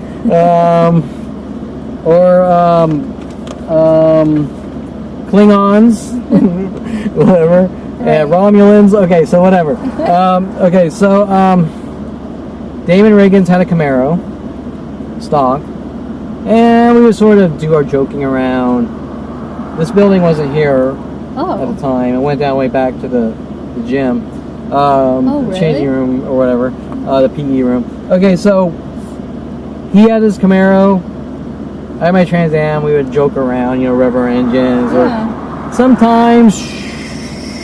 I'm a racist because sometimes we kind of race home. Oh, jeez. So I'm a racist. Okay, so That's crazy. So being a kid. So being a kid and speeding or peeling out, those are capital offenses. That's insane. Okay, I mean, Brittany, do you know any 16-year-olds that have ever peeled out in their cars? Yeah, almost every single one of them. Okay, and are they being hunted by worldwide support saying you're a reckless monster? Nope. Okay, so there you go. Okay, so kids being kids. Do I need to be hunted for the rest of my life for my transgressions, according to Garrett from Topanga Adventure Starbucks? In my Trans Am transgressions, I don't know if he's working some weird schizo angle. Okay, Black Girl Wrestling Team, I already mentioned that, but you're seeing now a pattern of black people. Right. black people. I'm competing with Damon. I hate black people. I'm competing with him. I'm like Arnold Schwarzenegger. I'm leading him down the wrong path in life. I'm doing horrible things. No, they're just kids joking around with each other. Yeah, you're just kids. Right? There's nothing there. But they're making it there, especially when Damon Riggins came into my office after coming back from college, working with Mike Huntley, working some weird angles. Yeah. Okay. Mike Huntley had Damon Riggins come to my office after starting to work with me. Okay. So these little insignificant things that you would never pick up on or think about, they all connect. They all connect. Right. In unheard of things, and each person has some dramatized, like he ruined my life and hates us story behind it. And it doesn't make any sense. No. Okay? Not at all. So if I date a girl and I burp at the dinner table, I hate her and I ruin her life and I need to die. Because right? you have to belch. Maybe you have some Latin stripper and she doesn't get enough money from you or something and you hate Latins or Peruvians, I don't know, right? Things like this. Right. Okay, then each thing, and then it jumps to this race and that race, then it jumps to Asians, and then it jumps, and you're like, did I fall off the fucking Twilight Zone boat or something? You know, I mean, Brittany, do they do these things on your planet? No. Right? It's like unheard of stuff, like, truly. Yeah. Okay, so now let's go here and we'll talk about my evil hit and runs. Oh, My evil, horrible hit and runs. Okay. Now remember, I've ripped someone's hand off by gumming them. Gumming them, you gummed them. Okay, Yep. so but that equals like shredded, like the movie Jupiter Ascending. I tore someone's throat out. Okay. With your gums. With my gums. Ridiculous. Let's see. Like what's that movie, Drag Me to Hell or whatever, where she's gumming or whatever. Okay, it's actually kind of gross. Okay, so she has. What do you got? The denture, whatever, you take out the teeth, and she's all gumming them, trying to bite them. Oh my god. It's kind of gross. Okay, so anyways, drive by. Okay. Rear lot. Unfortunately, I can't drive in there, but down here is where Corey Bixby wanted me to drive her home. Oh. Didn't have a car. Kevin, will you drive me home? Blah, blah, blah. And now that's where we're going to Gilmore Street now. Okay. But one incident in this parking lot is, remember I have a souped up Trans Am. Yeah. And I'm doing stupid kid shit. And I peel out in the parking lot. Yeah. And I can't stop. And I bumper tap Amber Farr's car from behind. Okay, happens. Bumper tap. Right. Like a couple miles per hour. Ding. Right, I've done that too. Zero damage. Now after this, they go out and they say that I'm crazy and I hit and run her and I'm out of control. That's insane. It was a love tap. It wasn't even Correct. on purpose. Correct. It wasn't directed at her. It was just some kid doing stupid shit. Couldn't stop a few inches before and think. Right. Okay. No damage. So I'm not going to say I wasn't stupid, but I'm a fucking 16-year-old kid and everyone's doing the same shit. Brian Weaver's doing donuts and the Chevelle. Like those, what do they call them, street takeover shit, whatever. Okay. That's crazy. Which they didn't have back then, but same type of shit, right? Yeah. Nobody cares. Nobody fucking cares. Everyone's doing the same shit. Nobody cares. Right. But Kevin Berlin, they're actually mad at me for getting caught ditching on senior ditch day. That was actually funny. Are you serious? Because I signed out. Yeah. And I was just, I don't know what I was thinking, but I signed out, and then they caught me signing out. Well, everyone else, they didn't sign out. Well, but still, why did the principal care? Because he knew the entire 12th grade was gone. Okay, but whatever. It doesn't matter. That was Dr. Walker. Okay, so whatever. Stupid shit. The point is that these are stupid kid shit that shouldn't matter now.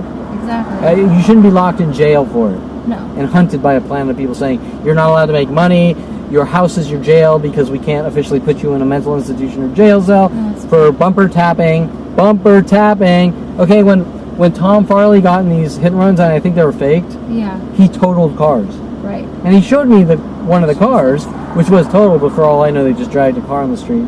With the amount of resources they're using against me with the government, they probably just took a totaled car, put it there, and said, Tom, take Kevin over here and say you did this. And then make me think that I did what Tom Farley did, while Corinne T. Phillips from Pasadena, where Tom Farley went, all these things are connected. Right. Okay? Oh my God. So I need to rehabilitate, not take speed like Tom Farley and become a speed addict and total cars. Well, what does that have to do with a bumper tap? Nothing. Right? At all. Okay, so now you have This bumper tap that doesn't matter equals a hit and run. Jesus. And the guy sliding his motorcycle here Right. equals ramming motorcycles. The parking lot, the guy walking through the parking lot, Yeah. the crosswalk, Tom Farley driving his red and black Jeep equals Kevin tried to plow someone's legs off. That's so insane. Right? It's like you weren't behind the wheel there. Correct. You didn't hit the dude there. So remember that Dincy's running around with on his paperwork, Kevin's a reckless driver, and so foolish. well, where's he getting that from? He's getting it from he's trying to revenge me for something that didn't matter 30 years prior. Right. So what we're really saying is it's not about revenge, it's about a paid off hit. Right. Or a paid off rid you of the world. Okay? Oh, so fucking Government extermination operations or eradication operation. right. Okay, so Corey Bixby. Okay. Working with Tom Farley. Oh. Okay. So now we're driving Corey Bixby home. I'm gonna take the route home. But we're gonna do a little pit stop down here on Bluebird Street. I gotta admit, this is a good topic. Yeah. We're going down to Bluebird Street, and I'm going to show you where we ate lunch. Okay. And this, I never thought about this until last month, but this is interesting. Okay, so we're going down Bluebird Street, and everyone ate in the normal lunch area, but our little car clique group ate down in this lower section. Oh. And at one point, some guy threw a milk at my head and actually hit me. What? Yeah. What a dick. I mean, I didn't really equate it personal back then. Yeah. But I was sitting down here and a milk, and bam, hit me in the head. So, Oh my god. and I think it was probably directed at me, and he probably made the shot. And you know, we're not talking about damaging things here or anything, but I guess sort of But creating the still, overtone yeah. of how they thought of me, which I didn't realize was going on. Does that make sense? Yeah. Because it wasn't, you didn't see a person throw it. You didn't know it was directed. Okay, so this I believe is Shane Weeks, or was their house. Yeah. Okay? Shane Weeks, you know who Shane Weeks is? The kid that, the paint gun. Oh, the kid you shot. So okay. I accidentally shot because Brian Weaver reloaded the paint gun. Yeah. Okay, so he ironically lived right here. That's crazy. I can't tell you if the parents still do. Now, They don't look like anybody lives there right now. it doesn't. Okay, so we ate. See this lower section right here? Yeah. We ate down here. Okay. Now, I'm not saying anything about anything, but it is possible that there's a reason they wanted me down here in an area that they can sort of view me, That's true. right? Oh yeah. And there were all things like, you know, Scott Jellin, the whole they called him Melon Head. The only thing I ever said to the guy was hi, and later on, after coming back from college, Joel Littman tells me that he supposedly hung himself naked and killed himself because of being bullied by everyone and trying to make me think that I did it, like it's my fault. Right. I remember you So telling back me to about the that. kill yourself or mental institution thing. That is so fucked up. Okay. And let's see, what are my notes here? Okay. We're on Bluebird Street, Calabasas lunch area off Bluebird, across from Shane Weeks' house, Milk in the Head, Scott Jellin, Mellonhead, connected, I believe, without proof, to a porn star named Hunter Scott, who later changed her name to Bridget Monroe, and then another one kind of working with them, Bridget B. I mean, they're all worldwide working together, but they all sort of have their different obsessional looping tactics. Right. Okay, Scott Jellin supposedly killed himself from being bullied and hung himself naked, yet I'm called a bully. That's fucked up. Isn't that interesting? Okay. That's, like, and I have worldwide groups saying that I'm a bully, and the police saying I'm a bully and a thug. You're not. Well, that's pretty strange, isn't it? It is. Oh, and when I was at Long Beach Police a month ago, Yeah. I went to one of them for help, because I went to about 3 or 4 of them, because things kept happening. He said, I said, there's a guy at the park, and he keeps chasing after me, and he's attacked me, and this and that. Well, I'm not going to thug him for you. What the hell? First he said, what do you want me to do? I said, well, you know, can you go down and stop it? Or, Yeah. I'm not going to thug him for you. What the fuck does that Wait, mean? so if all these things are the same. If I ask the police for help, I'm telling the police to thug people. And That's your lawyer said if I tell the Bar Association with proof what's going on, I'm starting a war. Right. Wait, so if I ask someone for help, I'm starting a war or I'm thugging people? So what are you supposed to do then? Die. Right. That's Correct? awful. Exterminate my kind at all costs since 5 years old. With full police government support. Right. Okay, why would they say that? Well, Kevin's known to cause problems, but once again, we all know they're writing just bullshit defaming statements. Yeah. Okay, so why are they doing it? Well, someone's been paid a shitload. Okay, so,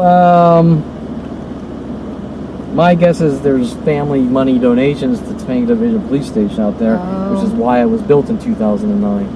Okay, that's just a guess. Yeah. But they took the money. Do you understand? They're on the Right. take. Okay, according to Joel Littman, after I came back from college, I said Scott Sheldon killed himself from being bullied, hung himself naked. Relates to Mike Huntley's statement, "I've given you enough rope to hang yourself with." Right. As the world is calling me a bully for some strange reason, out of nowhere. But how does it get worldwide? In secret. Exactly. Okay. And there's no accountability. If it's on the news, I sue for defamation. Okay. Joel Littman then starts taking turns on me with the rest of them. Okay. So now let's go to Corey Bixby's house. Is that close to here too? Fairly in close, Calabasas? by El Camino High. Oh, I don't know. That's close though. Now, what's the first thought of my statement that I just said to you? Which statement? Corey Bixby. We're going to Corey Bixby's house. It's by El Camino High. There's nothing clicking there. Nothing. Didn't you say Go on, something you can do about this riddle. Bixby You can and do this for Long Beach? You can do this for Bixby Right? Park. Bixby Park was where I was attacked in Long Beach, and that's not a coincidence. Right. And the cops are calling me bullies, and my father's saying that I ruined Corey Bixby's life by kind of sort of pushing on the gas pedal too much. That's insane. Okay? Right. Really, translation, you didn't ask me out, I'm gonna kill you or something like that. Right. Okay, so I ruined her life by not asking her out, and she needs to hunt me down with more white support and kill me. Well, that doesn't make sense. Not at all. Right? No.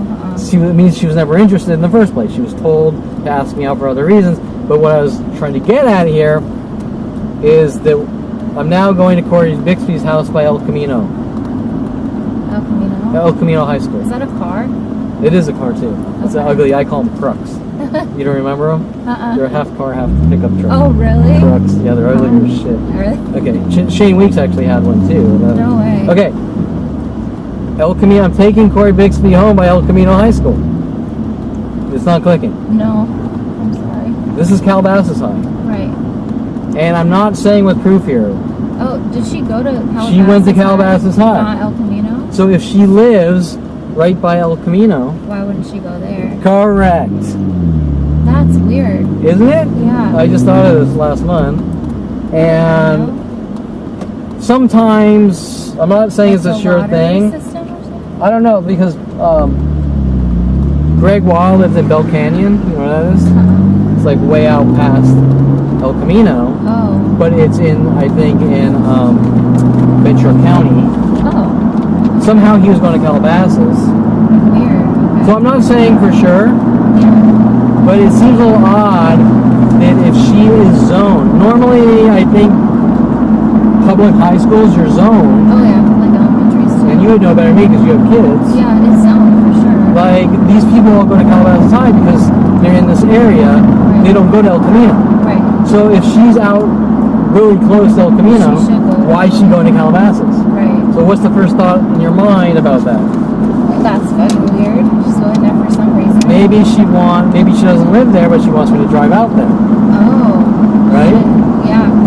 Makes sense. Maybe there's something she wants to see to send me idea of reference schizo messages to try to make me look crazy. Right? Yeah.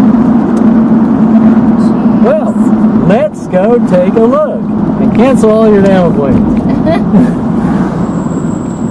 I have. Yeah, I'm supposed to call it 3, but I can push that like 10 Can you? minutes. Just I a think we're little- closer to the end here, but Okay. Yeah. there's always filler information. So let's see if you can do that. Sorry, Yeah, person. push. I know I'm demanding, but these are, what's the word? Extenuating circumstances Yeah. based on worldwide kill operations against one man But really, you know what? I'd rather be out sipping fucking Mai Tais on my porch, burping and farting and shit.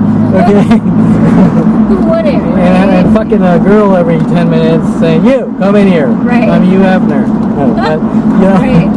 or whatever. A stable nympho. I don't give a shit. Stable nympho. Whatever. Awesome.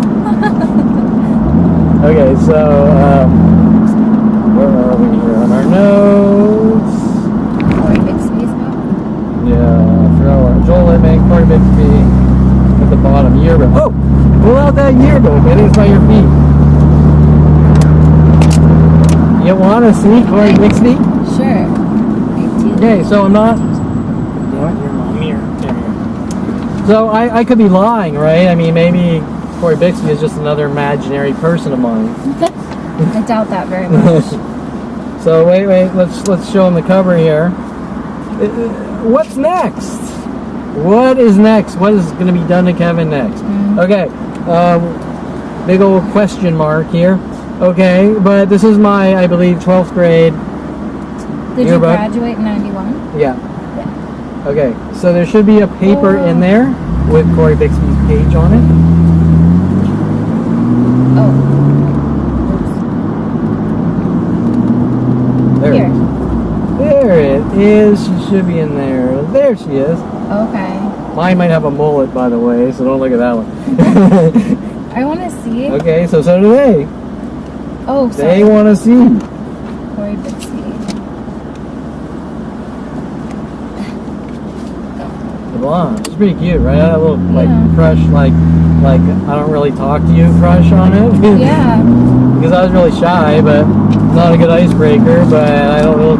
So the whole point is, if you're shy and you have a crush on a girl, the last thing you think is she's gonna hunt you down and fucking kill you, going, "You're the next fucking Charles Manson or a bad seed," right? Right. It's bad enough that you're too shy to talk to her. Okay. Exactly. You're not gonna. Okay. So wait. Oh, sorry. Zoom in here. Open this? Yeah, open it. Oh. Oh, little reconstruction there. Okay. Give it a nice big view here. Get close to that camera. Yeah, there's Corey Bixby. Kind of has a fro, actually. I know. Okay. So there's Corey Bixby. So we're coming up El Camino High School here. Well, like we just said, I don't understand. Why is she out here in Calabasas? Or is there something she wants me to see? Right. There must be something she wants me to see. Hey, she should be going here. Right. She's in El Camino district. That's weird. Yeah. Isn't it?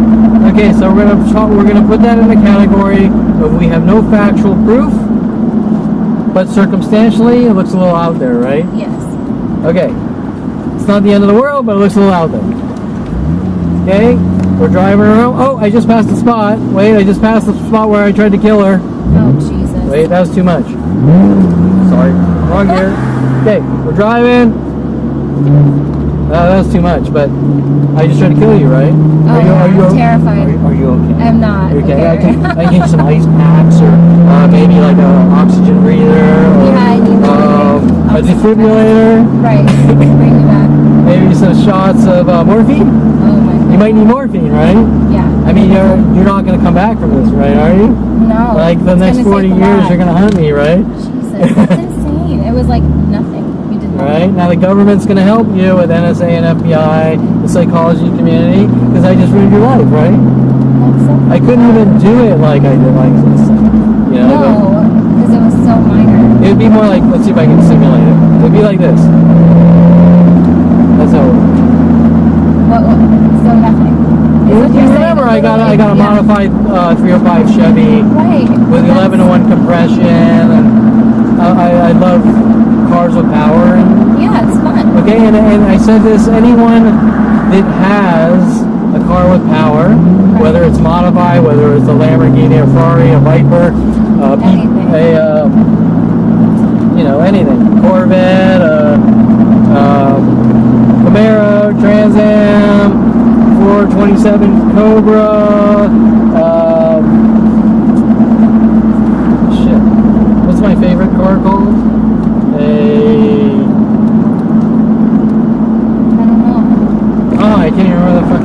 Pantera.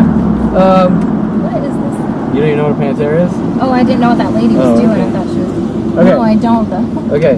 Oh, it's a beautiful car. They don't make it No, anymore. they Okay, don't. Victory. We're going to have Victory. We're going to have Victory. We're very definitely, in my mind, El Camino area. Oh yeah. But I'm just getting a theory here, a hunch, maybe she wants to send me a hidden message about something, or why does she want me to come all the way out here, even though that's not my thought back then? Right. My thought back then was I did you a favor, now will you return the favor? Because I like you. It's really more about I liked her, but Right. no angry voice and no, and you have other cars, and why do you want me to do it? Okay, well that's a very strange That's response. weird. Yeah. Okay, like why are you trying to get me mad at you or something? But I wasn't really too savvy on all that back then. Right. Okay, so let's see, the first street. Okay, now, interesting that we're coming up to the Fallbrook Mall. Yeah. So if a group of people are gonna maul me to death, Oh, gee. we're gonna be by the Fallbrook Mall, which is very aggressive on me. And we're on the last page here. Okay, so let's head out to Royer Street. We're going to Royer. Now, there was a man sent to my life after I graduated or came back from college named Rob Roy McGregor, who lived in Echo Park, working on weird, freaky angles that her neighbor kid stabbed someone with a knife and all this. What the hell? All sorts of other angles at the animation firm down in Simi Valley. So we're going to Royer Street, which may be connected. It might not, but there are an awful lot of these little schizo idea of reference Right. people coming in my life trying to make me look crazy and like a schizo. So we're at Royer Street here, dropping off Corey Bixby, way the hell away from Calabasas, Yeah. fairly close to El Camino. That's By the Home Depot here, where Tom Farley lived after the DUIs, or worked, got a job after the DUIs and the housing shit, Yeah. or the rehab shit for his speed addiction. Wait, speed addiction, like driving fast, or speed addiction? Like meth. Nice orange bug there, Oh, interesting. What's the Clearly, third one? there's only one of them, but I can tell you that it's left there for me. Right. So Tom Farley, supposedly addicted to speed, driving fast, or like the movie Speed, I can't Yeah. stop. Right. Kevin also supposedly cut Melody's brake lines on her car going down a hill. Wait, I'm Gilmore? dropping Corey Bixby off here at Gilmore Street. What a beautiful street name. Right. What's the first thought that comes to your head with Gilmore? Gilmore Girls. Oh, I never even watched that. I don't know. Really? Yeah. What is the first thing? Well, Brittany, I got another present for you, if I can find it. I think it might be by your side.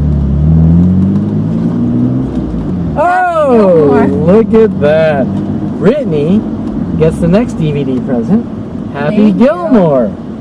But wait, how old was I at this time period? 16 to 17?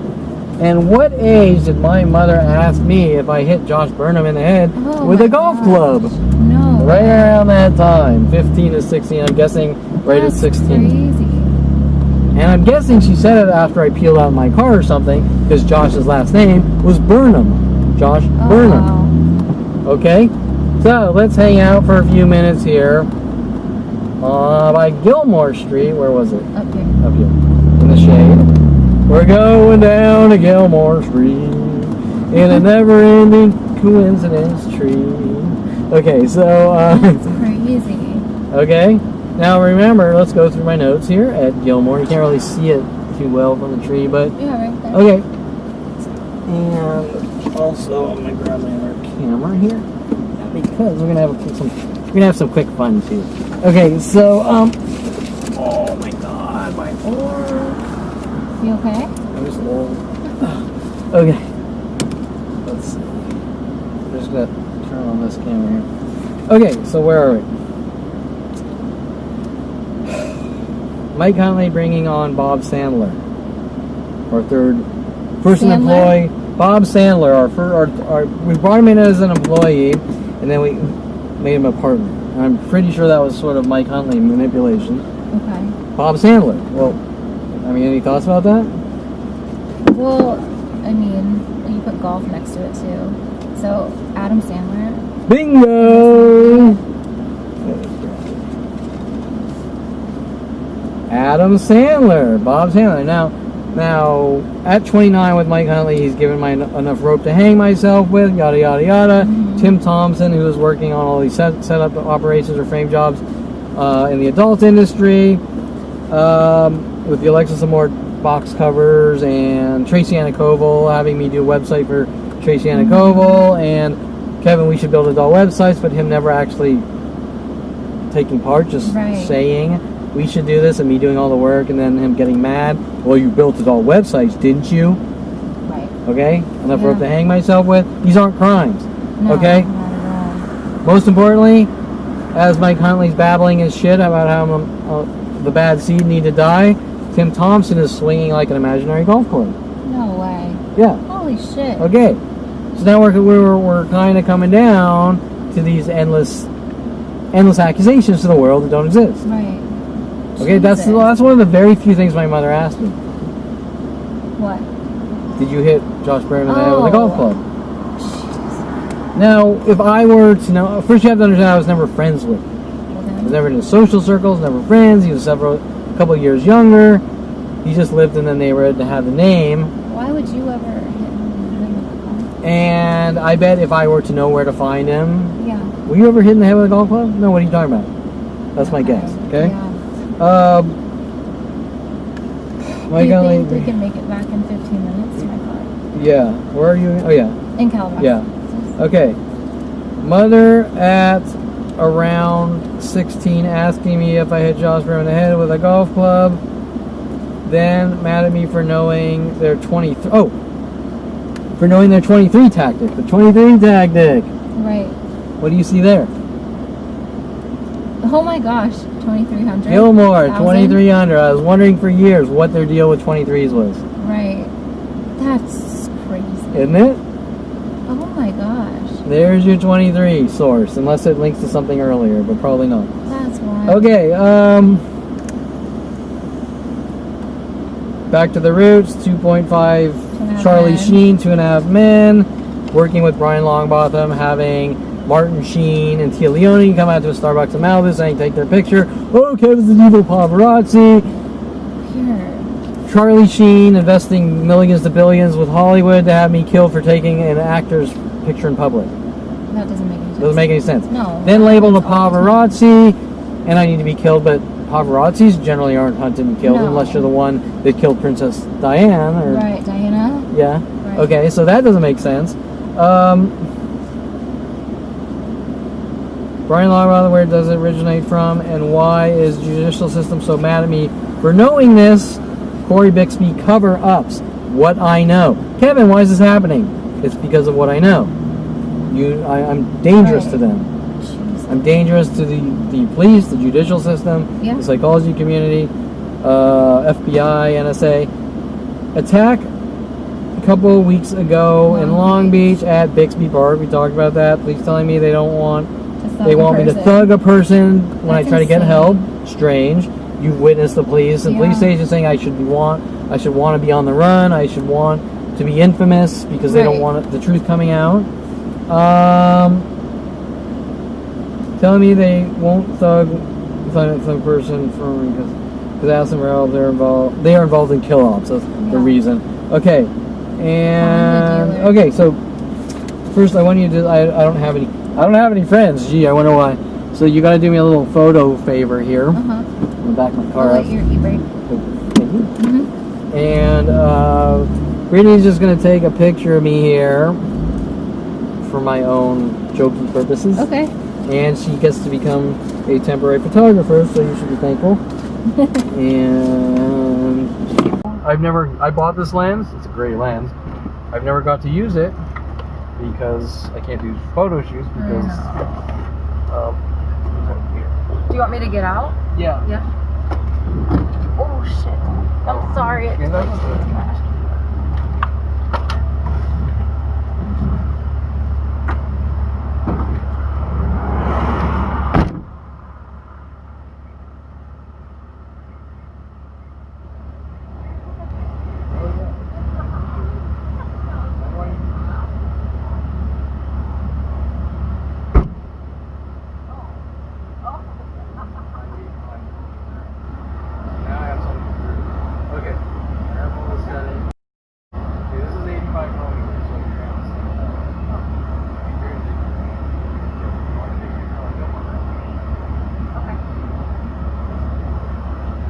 Okay, so we're taking pictures. Shit. Okay, this is gonna be a little tricky here. I don't know if I'm gonna use this video here, but we're just entertaining myself. Okay, so Brittany, it's time to become a photographer. So call your name client so you're having fun.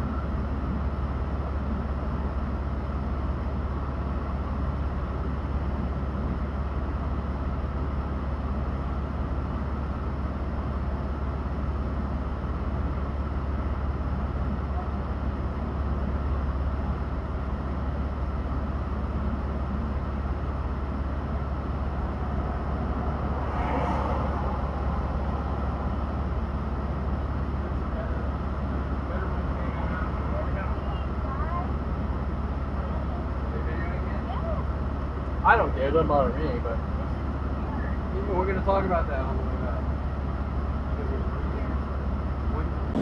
back. Okay, so we went out here just now. We're talking about the Gilmore Street. I had Brittany. I brought a golf club to joke around with, and I do some jokes with the Gilmore Street. You know, like most of my art turns now into kind of like throwback jokes, I guess you call it, and they get mad because like I want to live a normal life, and how dare you throw back in our face all the shit that we do to you 100,000 to 1,000,000 times per day for now 48 years. You're not allowed to defend yourself. You're not allowed to make jokes out of it. You're not allowed to do anything. Just pretend it never happened or isn't happening, or we'll lock you away, right? Okay, so these are my self-defense personality jokes. They should get the idea that I am allowed to sort of defend myself. Yes. Whether it's a joking level or whatever. On any level. Okay. Yeah. So we're heading back, but I want to talk. Oh, the orange bug is gone. Okay. Is it really? Yeah. Now I noticed he was parked way back here, and wanted me to see the bug, just like those two orange pickups backwards by my father's house. Okay, so on our way back here, I went out and I had Brittany. I had my better camera with a good 85 millimeter 1.8 on it for portraits, and I had her take a picture of me swinging a golf club by the Gilmore sign. Yeah. Brittany, what about my behavior just now did I do wrong? Nothing. Okay, nothing. Absolutely. So I did nothing wrong like usual. Now, Brittany, what did you just see as I was... Oh, he's actually on his camera doing it too. I didn't realize it. The second camera. Oh, he's on the DVR too. Some weirdo. Okay, so... In a black Prius drove by us 3 different times, 3 different directions, and was filming us. Okay, so a guy in a Prius was circling around videoing us. And I have no problem with it. Okay, I'm not saying I have a problem with a guy going, there's Kevin Perlman, and videoing him or taking pictures. Yeah. Because that shows I have nothing to hide, and why would I? So what? You have my picture. Yeah. If I can jerk off to it, I don't give a shit. Right. Okay, whatever. If I can put it up, go, I saw Kevin Perlman, blah, blah, blah. And more importantly, he probably has pictures and video of my Kevin Perlman Target sign, which is even better. Right. Okay. For self-defense or whatever. So now he can do some reading about the truth. But how did you feel? Did he seem like a... He was not nice. I did not correct, you got the vibe that he was very angry. Like, he wasn't doing it... He wasn't doing it out of... No. Oh, you're Martin Sheen. Can I take your picture? No, not at all. He was doing, or not even ask, but... Well, he click. turned around Okay, like if so Martin many Sheen's times. out and someone pulls out a camera and goes, like, oh, he's taking my picture because It's different. he wants a picture of Martin Sheen. Right.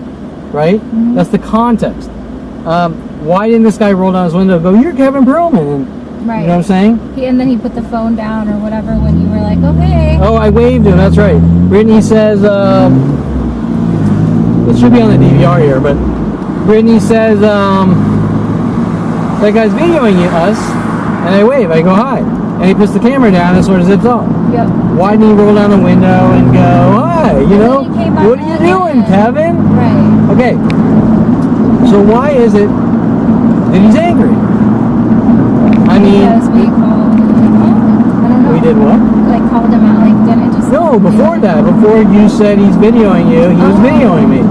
So he's mad about something because he's not doing it in a nice way. Does that make sense? Not at all. Or if he's super shy, I don't think so.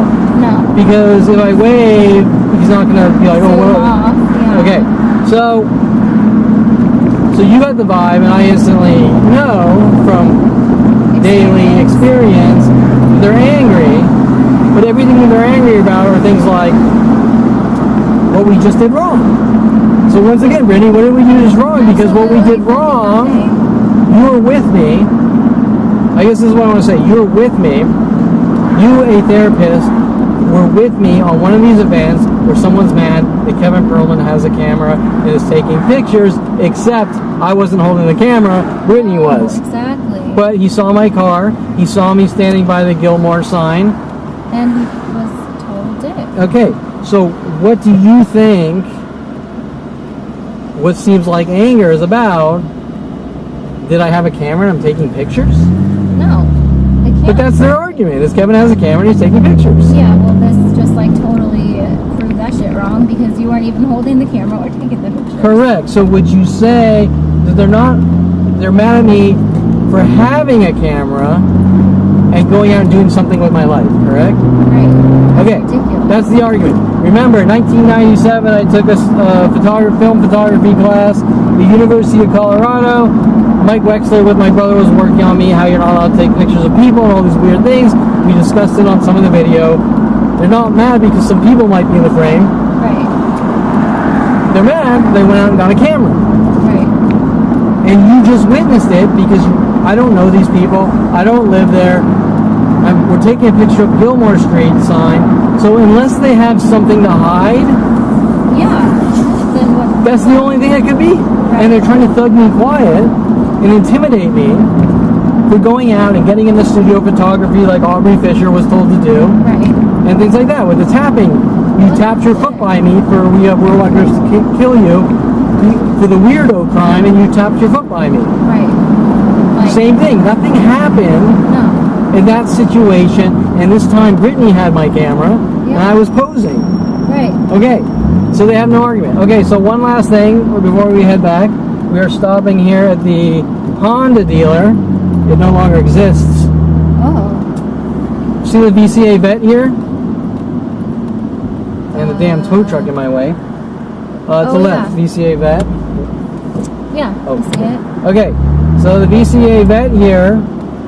Okay, I'm driving. My brother's off in college. I'm doing this high speed. My brother's off in college. I'm driving his 262 Mazda or 626 or whatever the hell Mazda. It's just sitting in the driveway. They're running around probably saying I stole the car on the family insurance plan. My brother has this license plate frame. I swerve and hit people at random. They're telling the world it's me. Then they're trying to say maybe I'm trying to be like my brother and schizo, whatever. Driving down the street now, see where this Volta thing is over here? There's a car waiting here, a lady in a car. I get to about here, no, about right where I am pretty much, Yeah. in the fast lane. That, whatever car it was, being the Volta spot, they're waiting on the side on the shoulder here. They throw their car perpendicular to the fast lane. Jesus. I hit them. They get out of the car and yell, "He tried to kill me." What the? This is all the same time period right after Brock Delp on his Honda. That's insane. She And, literally did. and this is a Honda dealer. That's crazy. Okay, so I just rattled off, I don't know how many, maybe 2 or 3 people throwing vehicles or trying to make it Yeah. look like. I have a lot more. I have a 7-hour, 8-hour video of these things. Right. The police and insurance companies are trying to file that Kevin's trying to kill people and things like that. You guys a little Fucked strange? up. Yes. Okay, so I won't go too deep, we'll head out, but... And just remember that that was a Honda dealer. So the connection between motorcycles... Do you see where I'm going with this? Yeah, that's insane. Okay, we have the first bike slides, Brock Delp on his Honda, lady by the Honda dealer. Right. Getting a little weird, isn't it? Yes, very much so. Okay. And every event is me just not close to doing anything wrong. Nothing. I'm doing what I'm doing now. I'm driving straight. Boom, here comes a car, stops in front of you. Slam the brakes. You tried to kill me. More like she Well, tried how to did I kill try you. to kill you? It's not even arguable. No, it's not. at So, all. but Kevin, you're a liar, so we're not going to have the argument. You're just a bad seed. You need to die. Wait, I'm not allowed to argue the facts? Right. That's, Well, then it's personal. Here comes the cop. Okay, so there's something personal that we want you dead and gone, right? yeah. Okay, Really. so let's go back to the behavior of we're mad at Kevin for whatever, for taking a picture of himself by Gilmore Street, taking a picture of himself with a golf club, Yeah. No. with the Adam Sandler, your Happy Gilmore present. I know. Thank you. And if I'm smart, I'll composite. What's the black dude that goes? It's all in the hips. I'll composite Oh him. yeah. You see that?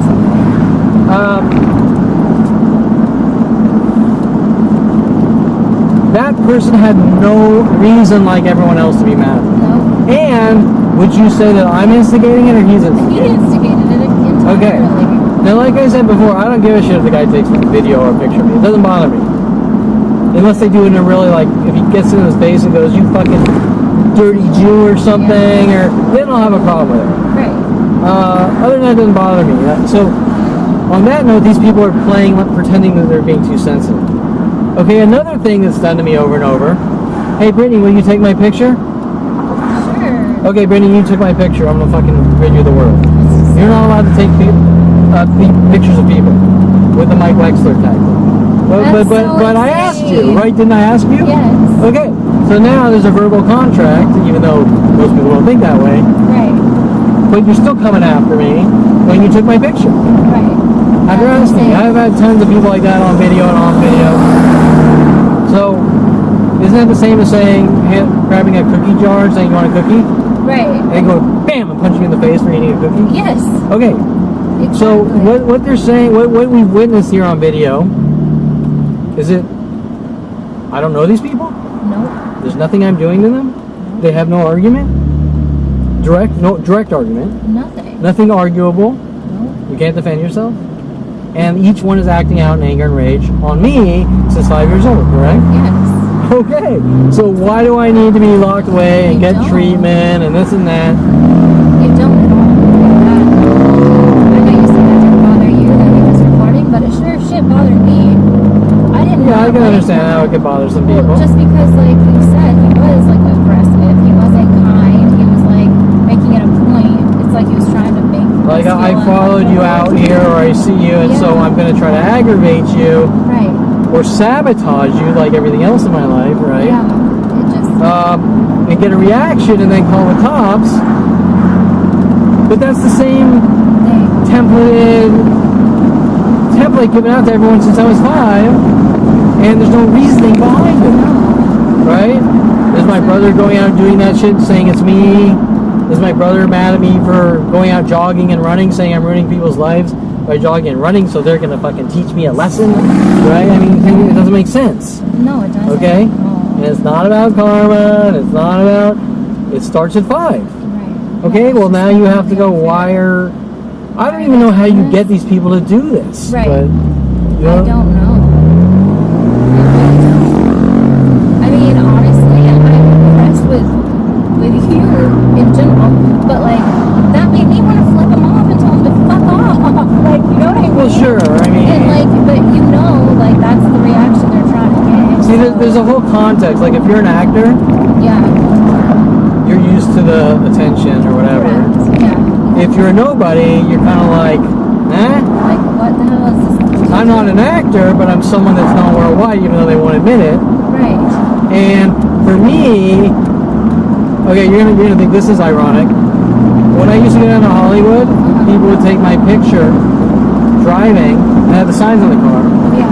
and I'd wave and sort of peace, and instantly when they realized it didn't upset me, Right. they stopped doing it. Okay. They only did it to try to piss me off. Right. And then they play a game like, he just wants attention, Stupid. right? Well, wait, you created the situation, not me. Exactly. Now I have to have a counter argument. Yeah.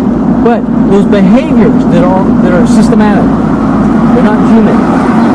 They're everyone do this, now everyone do that. Right. They show that they have premeditation, motive, intent, and are trying to control the entire situation, especially what I have to say about it. Right. Okay, so like Elsie Sandoval, by passing out cards, you're trying to jam people's windows shut. Well, no, by passing out cards, it's a counter argument to your lies. Right. Exactly. Okay, Like, what the hell? their behavior of systematically doing things to hurt me Yeah. and not doing things randomly. Oh, that's funny. Kevin Perlman's standing by the Gilmore side of the golf club. That's fucking hysterical. I want a picture. Right. Okay, that's a random event. Yeah. Systematic is, don't give Kevin attention. Don't let him speak out. Keep provoking him. Try to set him up. Try to make him look like a piece of shit. Right. And that's what they're doing. Now, if when I waved to the guy and he would have been like, oh, that's fucking hysterical. Yeah. Now you would say, I understand. Yes. It's not weird. It's not weird on his behalf because I'm known worldwide. Right. But what is weird is for him to say, I don't know you, Yes. And act like that. and then start taking pictures, or I don't know you, and then start mimicking things I say to try to piss me off. Right. And they go, you're a bad seed. Right. Exactly. That is Okay, why am I a bad seed? Who's giving you the information? And why is it worldwide? And why can't you see through this? Exactly. Okay, so... I don't know. That's not fair. Right? At all. So it's designed. The psychological warfare is designed to exterminate. Right. To just keep ratcheting down. Make you more and more sensitive. Jesus. Yeah. So we're coming back to where Brittany is parked, so I'll let you take the lead here for everything. I mean, it's just fucked up. I mean, honestly, I think that gave me kind of an idea of the stuff that you deal with. Minute by minute. Yes. And I don't know, that made me super uncomfortable, and I did not like that. Dude literally is circling the block, what, 3-4 times? Yeah, well, what his argument would be that I'm doing it to them, which would be a lie. Right. Because everything I've done is in self-defense, and if I'm getting photos and video, it's to show, hey, if I go in this lot right here, I can get video of a good 100 pairs of twos or more backwards. Yeah, correct. Directed at me. So is it about a person or is it about a tactic? Right, exactly. About self-defense. Yeah. But they're doing what LC Sandoval did.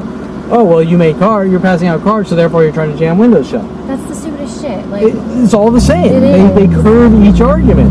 It's like... They won't be honest about anything. Right. Okay? And anyone can see through that. You think these people actually believe the shit they're told? They know what's going on. Right. But I can't imagine what they're told to try to lock me away for no reason. Exactly. It doesn't... It comes down to like... I don't know if you saw my latest piece of art, but didn't see. No. Oh. I want to see it. It comes back to... Didn't see the 43-year crazy hunter. Right. Jesus. Okay? Mm-hmm. Well, we're hunting you because you're crazy and you need to die. Well, what is crazy? Right, and crazy is not a crime, just saying. Correct. That guy's over there crazy because he bought this fucking piece of shit Sentra when he can go buy a good fucking car. Right. Right? Right. I mean... So, yeah, if that's the law... So now I can kill him. Yeah, no. Because he's crazy. So I have the right to kill him because he's crazy. We don't want crazy Sentra drivers around here, so we have the right to kill him because he's crazy. Yeah, now, a rational, sane person's going to say, what did he do? Exactly. It doesn't matter because he's crazy.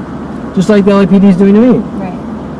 I won't look at the video because you're crazy. That's so messed Well, what are you talking about? People don't behave that way. Right. Not like that. No. I mean, if you're like a pedophile on a sex offender list, maybe. Right. But then you did the fucked up thing. You're a violent person, so how am I going to help you? What did I do? Well, I refuse to tell you because you're a violent person. Right, but you're a lonely person, and so you're not allowed to date women. Because lonely people can't date women because they're lonely. Which makes literally So I only date married people or something? Or do I just fuck them in public or shove my dick in them in public and then run away? I mean, yeah, no. Right? The argument is the same on their behalf. It doesn't make it's a contradictory of terms. Yeah. It doesn't make any sense. Right, exactly. None of it does. It's like something out of the movie, Jesus. Twilight Zone? No, Harold and Kumar Guantanamo Bay or whatever. Oh. You ever see that? I have. It's in where he's like he's talking to Bush, President Bush, and after parachuting in the President Bush's thing, and he's like, yeah, it's like, and the movie's a comedy, so you're laughing. Yeah. It's not a real life thing, but you're actually seeing this in real life from person to person. You're going, what the fuck? Is These people aren't actually serious, but they have pure rage behind these comical things, right? It's like it's insane. Like a satire of murder. You know what I mean? I don't know what is wrong with them. Well, I don't know what they're being told to get them to do this, but I don't either. Okay, so and the Thank bad you seed. So much. And so now you're understanding we also did Clerks, remember Clerks with Mike Huntley's mother's house. Right. Okay, in Lost Hills. We could probably even go deep enough to wonder why my brother wanted me to binge watch the movie, the TV series Lost, which was probably written entirely directed to me for all I know. Okay? It's just like, no, thank you for showing I can go a lot deeper, but okay. So the things we weren't pointing out are like the backwards cars like that. There's a lot of the background noise of the mental illness tactics we're not pointing out today, and we really should be more aware of it because that solidifies the rage. Right. Now, what's the reason they're doing that? Probably to stop me from focusing on what I know, right? And I noticed, I mean, like you said, even if you're not pointing it out, like I noticed there was like at least two people that like double honked at us today. Like, stuff like that. I saw one, I think, right by Gilmore Street, I think. I'm going to go to the backside here of Lovey. We're at Lovey's Delicatessen. Ironic place to meet. But, what do we have? Let's see, backwards here. We got a white, is that an Altima? Yeah. And we have a white Altima there. Yep. Two white Altimas, one forwards, one backwards, by each other. Okay. Everything here is all now forwards. Yep. Okay. So would you say those two Altimas look a little... Right. Little most likely directed at me. Okay, Lovey's backwards. I can't really count this guy, but probably is. I come close to the front where I was waiting. Wait, now it's getting groupings. Yep. Okay, so we haven't been doing this all day, but it's been going on all day. There's the two backwards together here, and everywhere else they're forwards. Okay. And let's look at the clothing colors too. Okay, wait. What do you see here, Brittany? Your car. A white version of what we're driving here, a black Eclipse Spider. So here's the copycat, and he's going to his car. Okay, so a copycat here, where I was here a couple hours ago picking you up at Lovey's. Okay, this guy's purple and black. That's the purple and black tactic, which they've been ramping up this month. Over here. Now they're all getting on video, so now maybe their argument is, look, I'm getting the stalkers on video, so I'm ruining their lives. Right? Okay. But that's not an argument. That's we're gonna kill you, and you better not talk or get proof, or we'll kill you. Exactly. Okay. Oh, and what kind of cars are these, Brittany? Two Lexuses. Okay. So now the anger and rage. Okay, now he's popping his hood. So he could be trying to hint about things and things like that. And he's parked right where I picked you up. Okay. Now he's gonna run around and he's gonna say, I'm working with him to try to make people mentally ill in pairs of twos, right? That's crazy. Right? Yeah. And that's the thing that's been done to me my entire life. Now you've seen it. I have. We're going to kill you, and you don't talk or we kill you. Right. Okay? Now they can try to word it any way they want. Right, but that's what it is. Exactly. Okay? Or eradicate you. Okay, so... Yeah. Okay, and I mean, you stand right here trying to get a reaction, correct? Yeah. Okay, so let's... Sure. I know you don't have much time, but let's just sort of talk about this. What's your evaluation on his behavior? Not my behavior, but these people's behavior, especially this guy right here, waiting for me to come back to drop you off. Right. The amount of intel. Brittany's car's here. Kevin picked her up here. He wasn't here 2 hours ago. No. So how does he know I was here? They wouldn't. Right? They shouldn't. In this little section here. Two gray Lexuses back there, backwards together. This guy here, two Altimas over there, so that's a good 4 pairs. Yeah. Okay. Yeah. And this is on a quiet day. Usually, like I said, in that one lot down there, you're going to see a good hundreds of things in a couple minutes. Right. Exactly. Okay. So, I mean, any thoughts? I know you have to go. I mean, it's pretty clear. It's clear that I'm the victim, the target. Yes, I'm being hunted. They don't think what they're doing is wrong. They don't have an argument. So, I mean... No, So any thoughts about what the judicial system's doing? Why isn't the judicial system think killing me is wrong? I have no idea why they think it's not wrong. And they babble weird shit about getting treatment and help and... Right, but they're not like letting you do anything and living your life. Like you can't do anything without them trying to come after you with this shit. Correct. And then the next question is, let's say I cram 100 fucking million pills down my throat. Right. Is that going to change this guy following me or those two Lexuses backwards or? Okay, so there you go. So it's a death sentence. It's an execution. Yeah. Okay. It's so fucked up, Kevin. So what do you? I mean. People need to stop. So how can you get them? I mean, not you personally, but what needs to be done? Look, Brittany, I can talk about this the next 50 years. Nothing's going to change until someone does something. People need to listen, and then they need to stop and not believe everything. But what's going to get them to stop? I mean, what got the police to stop? It's gonna have to take a big thing, like a big. For sentencing, for convicting, or not convicting, but people were in the cops outrage. that did that to George Outrage. Floyd. Yeah. Right? I mean, if you sit there and go, yeah, you know, what's wrong was done to George Floyd, you know, okay, now I'm gonna go fucking do this and that. Nothing's people gonna change. Action, Now my situation is an entire planet against one man. Right. But nobody thinks it's wrong. So what can I do, Brittany? I guess maybe if I ask you for my advice or something. I mean, you can't do anything. Like I alone can't do anything. I can't fight 7 billion people off, and I can't look past it because somebody could. Right? No, you can't. I mean, you look past it like if I have 1,000 people a day throw rocks at your head for the rest of your life. You're gonna notice Brittany, that look shit. past it. You can't. You can't. You're just gonna die. Right. Okay, so it's fucked up. Just. I guess we'll end this here. Jesus, I gotta think about. Till next time. And that's it. So I hope this segment, this is just the tip of the iceberg from Calabasas, really makes you understand the amount of frame jobs and things based on thin air to exterminating. Based on nothing. Based on nothing. Okay, so that's it.